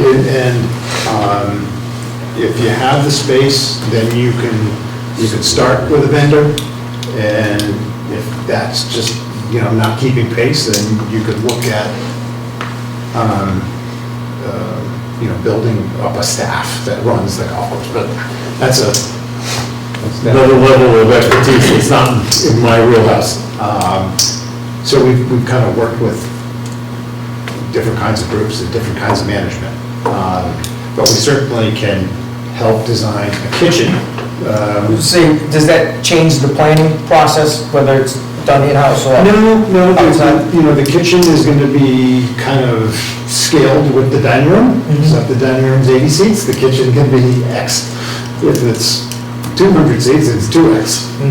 And, probably a walk-in cooler and other things that, to have the ability to take deliveries in bulk of, frozen foods and other things.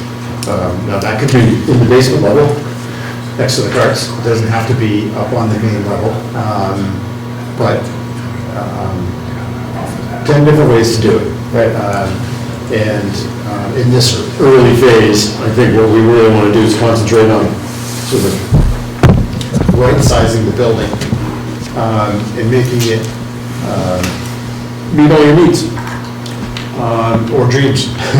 If after the conceptual phase, the public kind of reacts and says, oh, that's really too big, or that's too much money, then that's one of the first things we do is pull back on the occupancy and pull back on the size.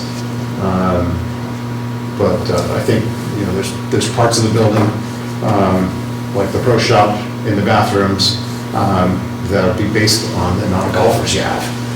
And the food service will sort of extend the hours and extend the season of the building. I mentioned locker rooms, but somebody else mentioned showers.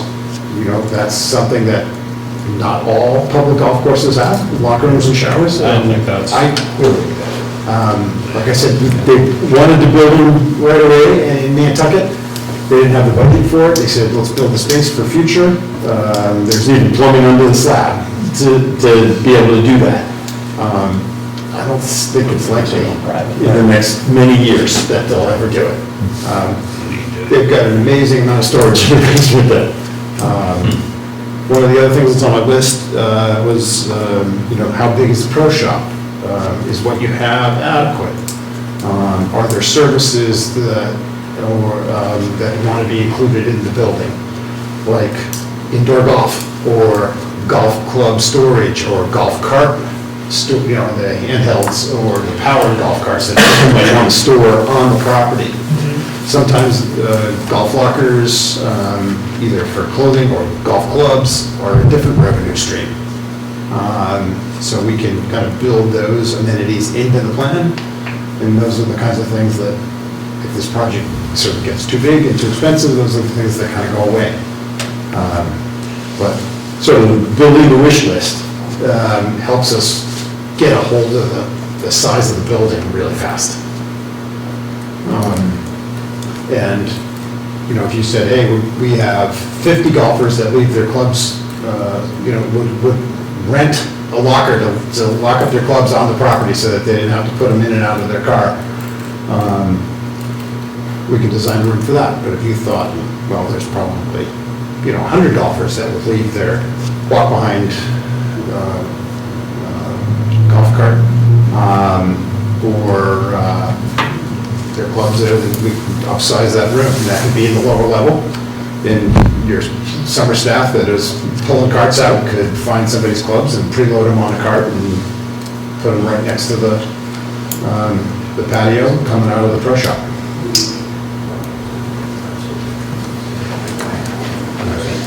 So those are good questions, Dana. I think we could ask you is there an appetite for indoor golf? Is there appetite for push cart storage and bag storage? Those are the things that are gonna help us, because I think what we need now, before we wait too long, is we need some sort of energy to start this thing going, Sure, get some I don't motivation. foresee, we're mostly a transit offer place. I wouldn't see, you know, full-on shower facilities, lockers, anything like that. We do have push carts ourselves, so as far as having storage for our push carts, we could increase the amount of push carts that we have and have them, but as far as building storage capacity for someone else's clubs and push carts, I wouldn't foresee that being I don't think a high that's demand something for initial, us. maybe, like you said, maybe down the road. But initially, I don't think you would need something I mean, like that. we're bare bones. Totally it, right? Right. What we need to do is turn over all these stones, right? Yes, And yes. I think having these conversations is what our job is, right? To understand whether or not we need storage for transient golfers, we probably don't. Most public courses don't have that unless they sell a membership of some Right, capacity. basic, and we don't sell memberships. So basic amenities for comfort, playing golf at the course, I mean, that's, I think, where we're shooting for. I like the outdoor seating area tying into the cafeteria or whatever eating area that we have, whatever size we decide to do. I think you can chew up some of that square footage with an outdoor facility, seating area. I don't know if anybody has been to Suther's Marsh. If you guys have visited that, I've frequented that place several times, one time with John Aberray, just to walk through the place with the owner, and that looked like a pretty decent format. Open space, corner bars, a little, what do they call, the walls to the pro shop don't go to the ceiling, it's just kind of a boxed-in store, pro shop, so conceptually, we could play off that and tweak it, but, and then, again, one side of the building is all sliding glass doors that goes out to an outdoor deck that also closes off to the outside, so if it's raining or hail or really warm, and they can crank up the AC, keep that air conditioned, still use all that seating capacity for whatever function is taking place. Their carts go underneath? Their carts do go underneath, they're a smaller course than us, so they don't have a full fleet of carts, so the building is a tad bit smaller, and I don't know if John recalls this, but he did say that, you know, that was one of the things that, remember we went downstairs and he had stuff stacked up 10 feet high, he's like, should have had a little more storage space down there. In the basement. In the basement, yeah. So, I mean, those are things. Cards, whatever they had, took 98% of it. Well, you could take their version of it and Sure, tweak it, yeah, you can increase the base, don't change the top, or do whatever you want with it, right? To make it fit the size capacity that the town is envisioning that they want. so all we need is a set of plans and we'll duplicate their building. Do you think there's any value, I don't know if you've done this. You say the 80 inside, but then they put the extra survey outside, that they could, you know, Since then, they. Surveying their existing They clientele. expanded, yeah. Putting out a short, you know, a short one-page survey or something they could even do online, for instance, and say, okay, this is, what would you envision as servicing your needs as a golfer in the Acushnet River Valley? Yeah, we talked about that last meeting. We were like, does feedback. Dana have contact for golfers, do you have email addresses, and send out a Google or a Survey Monkey Yeah. asking those exact questions? We I can definitely. golf now and use Same thing, the yeah. cloud database and. What are they gonna say? I can post it on the town's website as well. Do that too. As well too. Do we want their input? Let me put it this way, if you're trying to, Refresh, but. if you're trying to sell something in town, you're going to want, just because you get input doesn't necessarily mean you have to follow it verbatim, but it helps you shape a decision. I would only send it to voters, so that we know what the I would voters. say, yeah, you send it to people who come play golf. Not just all kind of, What percent of golfers that play golf are Acushnet residents? Not a lot. Your audience is your golfer, right? Not just the town people, Right. right? The audience is your golfer, so you gotta get in touch with, hey, you play here all the time, what can we do better? I think we're gonna need your feedback to help shape this whole. I think that's why we have the biggest pushback in general, is because, like they just said, 90% of this town doesn't golf. So that's why we have most of the pushback at town meetings and stuff like that. but we do have sellers for the town. Agreed, yeah. Not to interrupt, but I gotta excuse myself. Do I need to do a motion? Do I need to do a motion? Good to go?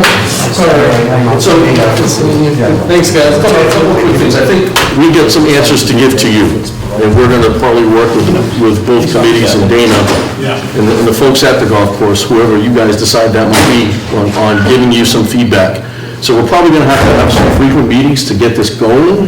I don't think we need to meet 5 days a week, but once a week maybe for a couple of weeks to get some, A short meeting. get some yeah. Moving. We need some traction, right? This is our first meeting, we're still, until a couple of days ago, we didn't know who was gonna be running these meetings, so we just figured that stuff out. Why don't I write this as a questionnaire that the 12 or 14 of you kind of fill out before you meet next time, and you all come kind of with what's important to you, right? And then you might have, I want 80 seats, I want 150 seats, I want 200 seats, and you come to an average, but you could then talk about it.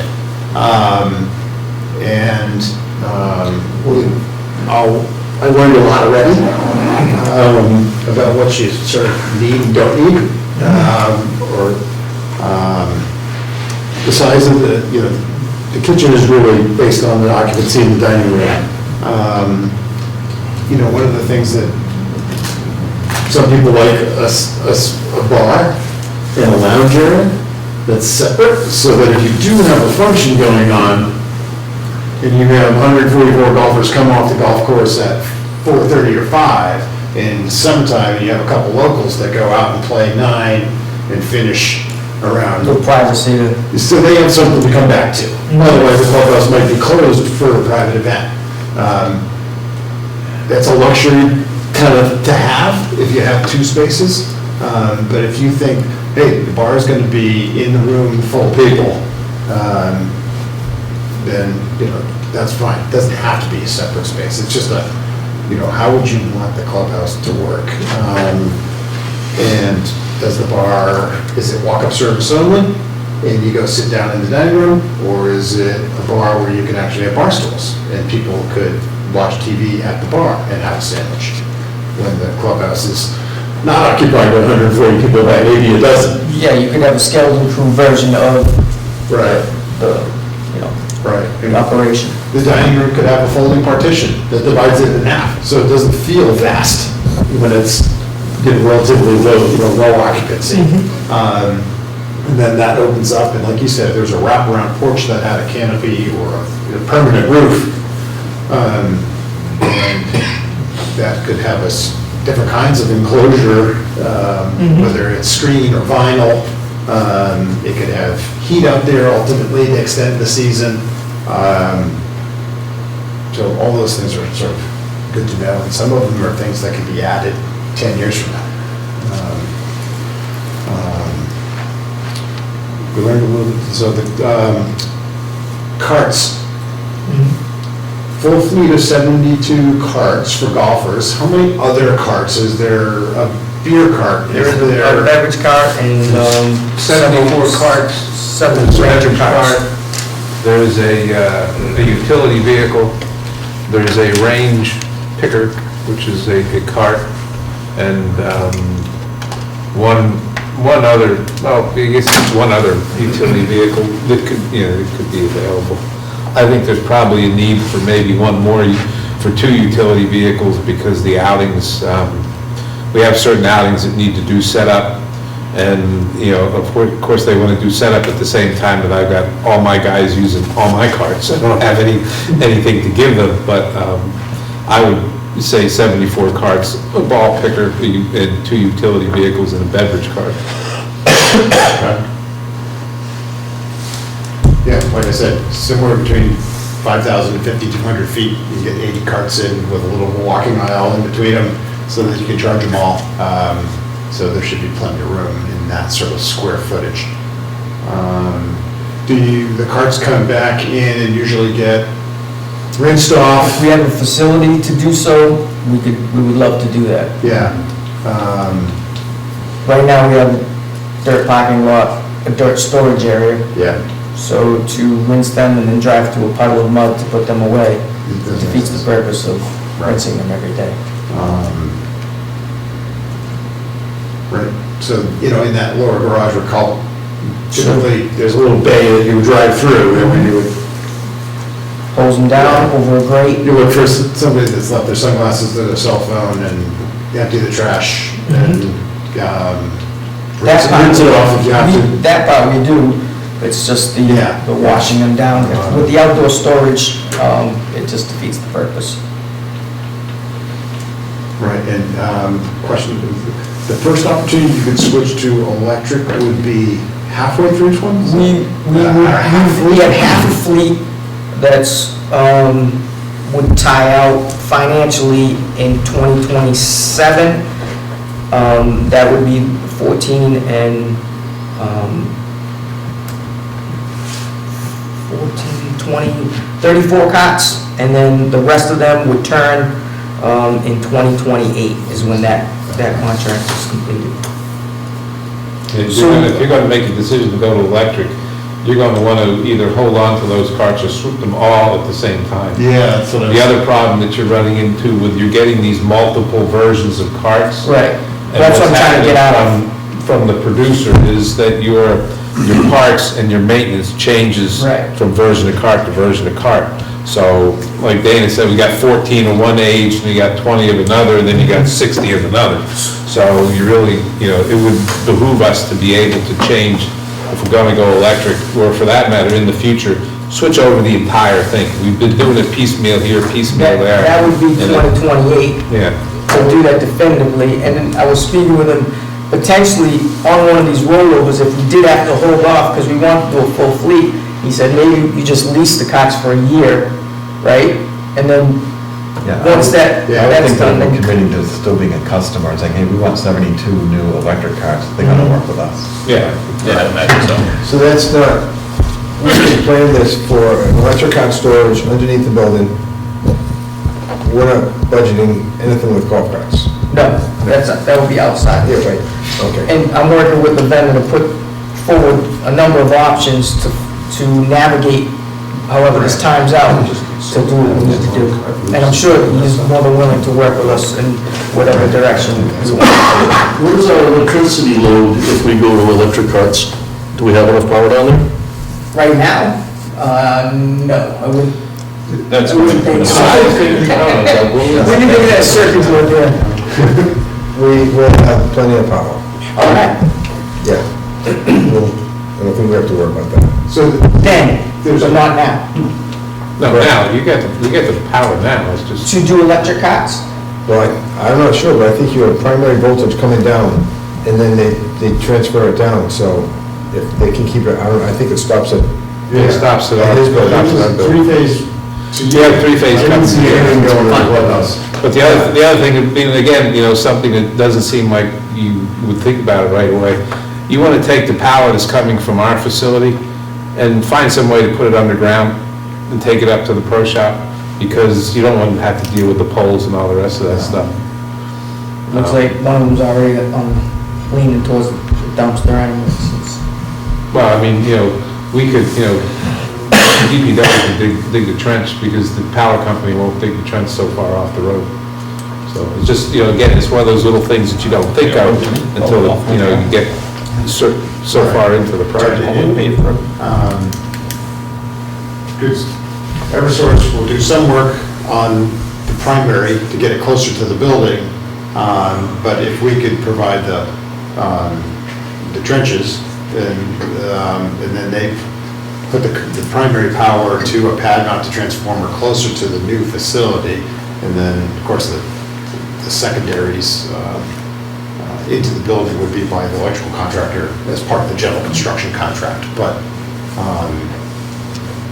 that would be part of that sort of more detailed design in the next phase of, past this conceptual study.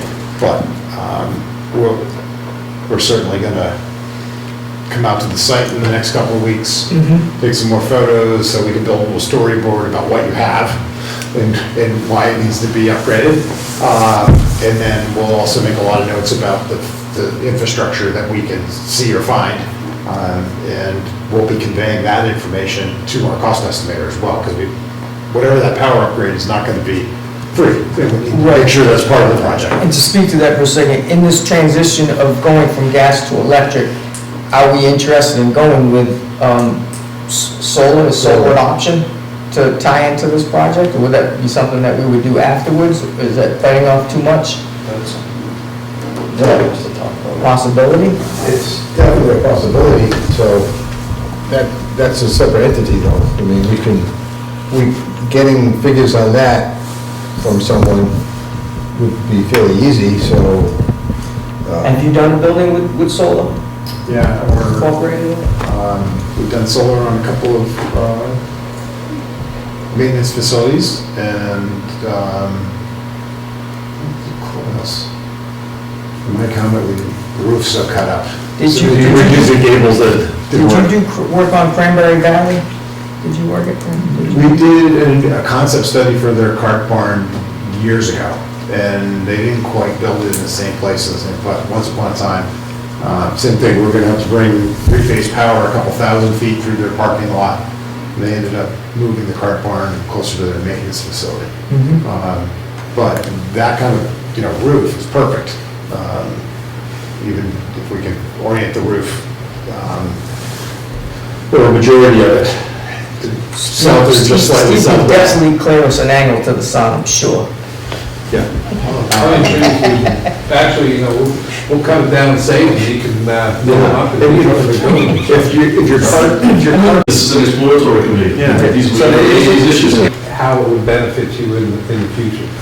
Is it going to add a significant cost up front, or is it not going to add significant cost but pay dividends by putting it in now as opposed to, because, having, not so much experience in these types of buildings, but trying to get, equipment and other things is like pulling teeth. So you got a great shot right now to get the majority of what you want.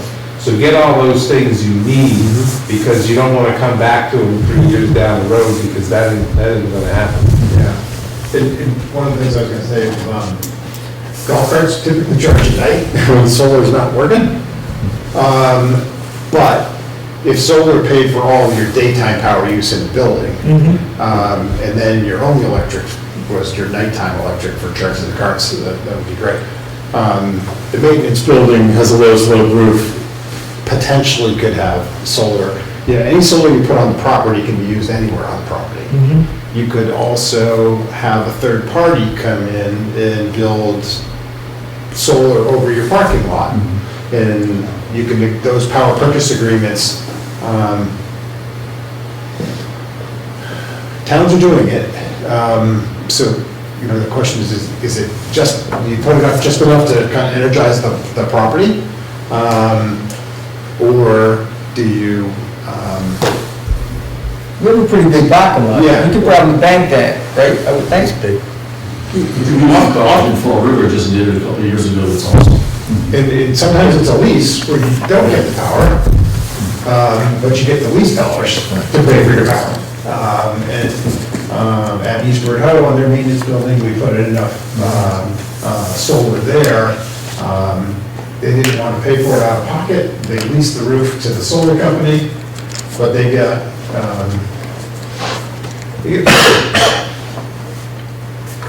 50% of the power. I'm not sure, it's all accounting. It's really not just but, at that time, the SRECs were gonna pay the power developer a pretty healthy sum over 10 years, which. That might be something to include, because one of your current selectmen is in that line of work, and he might be able to help you a lot. Okay. Yeah. Recommendation-wise, just put it that way. Yeah, and although we're not taking a deep dive on sort of plumbing, electrical, and mechanical in this conceptual phase, our mechanical engineer loves golf, and so we're working with him on putting electric carts in Dennis. So we know, we're gonna know very shortly a little bit about how much Eversource charges to bring power a certain number of feet. So we're about to learn some examples that are gonna be really valuable here. And then he'll also be able to kind of tell me, all right, bringing the power from the maintenance facility down to the new clubhouse, 400 yards. Ish. Shorter than that. Yeah, might cost X, right? So we'll be able to make sure that that's included in our cost estimate in this early going. Right. Yeah, if we have a number, then we can, if it doesn't fit, just scratch it, move on. Well, you're talking about utilities, I assume this building's gonna need a sprinkler system. Yes. Does the course have a water supply that'll support a sprinkler system? There's hydrants right at the bottom of the, right, there's hydrants down there. Is that? Well, I mean, you could, I don't know how they work these systems, but you could cut into the irrigation system, because, I mean, the internal sprinkler system isn't going to be running all the time. No, it'd be a dry system. You know, and if you hook that into the existing irrigation system, it would indicate to the pump station the same as the sprinkler head would, that there's a draw, a pressure drop, so you'd have to increase the flow. It just depends on how you have to do it, because the pump station puts out 120 PSI. So I don't know if you're gonna want that running through. You know, you have to back it off, or we have a hydrant right out in front, right? Yes. I don't know if you could. So, you know, if that's a dead end at the end of your driveway, ultimately we'll do a flow test there and Yeah, there's a hydrant dead end up by the pump house. I've got a hydrant outside my building, and then it goes underneath and up to the one. I'm guessing there's gonna be adequate pressure there, but, Roughly 50 pounds. What's that? Roughly 50 pounds, 44 to 50. okay.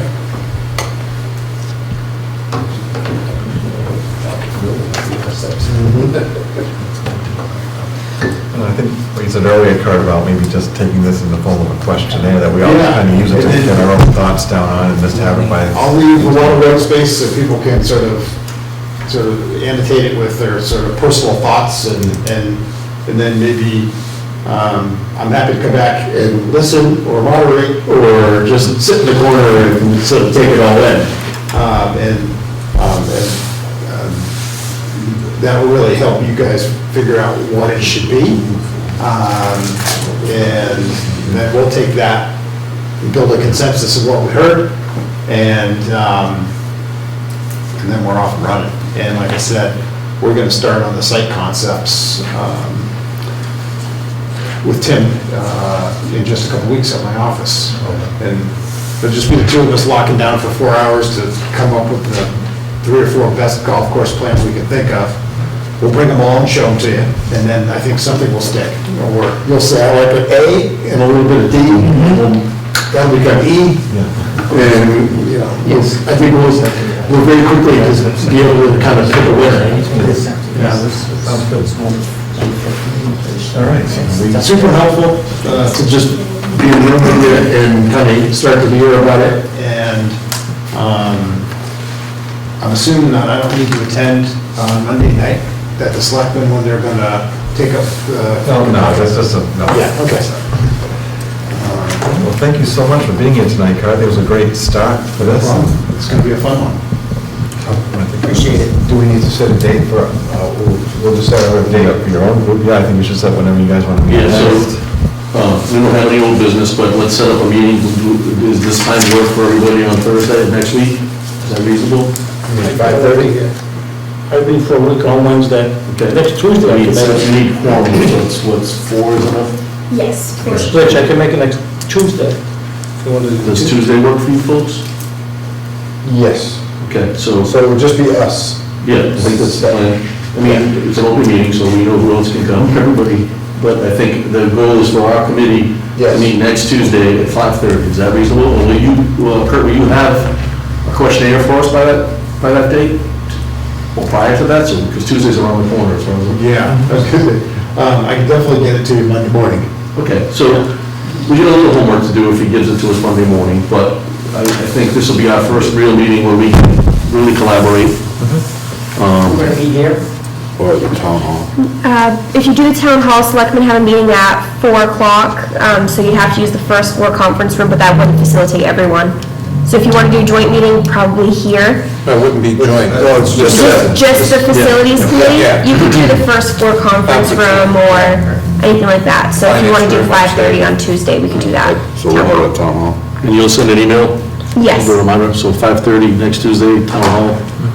Okay? Let me double check to make sure I'm not lying to everyone. Let's see, today, next week. We can, sorry, this is the end calendar. We can do that. Okay, 5:30 Tuesday, town hall. 25th? Yeah. Yes. Anything else? I just wanted to show you something that I found, but that's between us, our committee here. I'll pass it out to you guys, just take a look at that. And again, just a general idea. If you open it up, it's even got a floor plan on it. If you look at it this way. And again, just a general idea, and something that, you know, Dana might want to take a look at too, because it gives you the inside, outside option. Dave planted, told me he had been there, and it's got 5 or 6 garage doors that open up inside. Right, you did some. So you could have,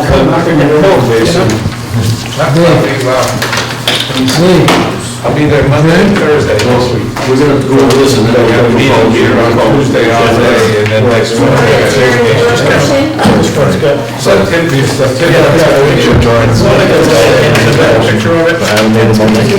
just an idea, I mean, how you divide this up. Yeah, we'll reach out to you if your paper wasn't turned. Yeah, this is something to talk about. Okay, golf committee. Take a look at, this is like China law.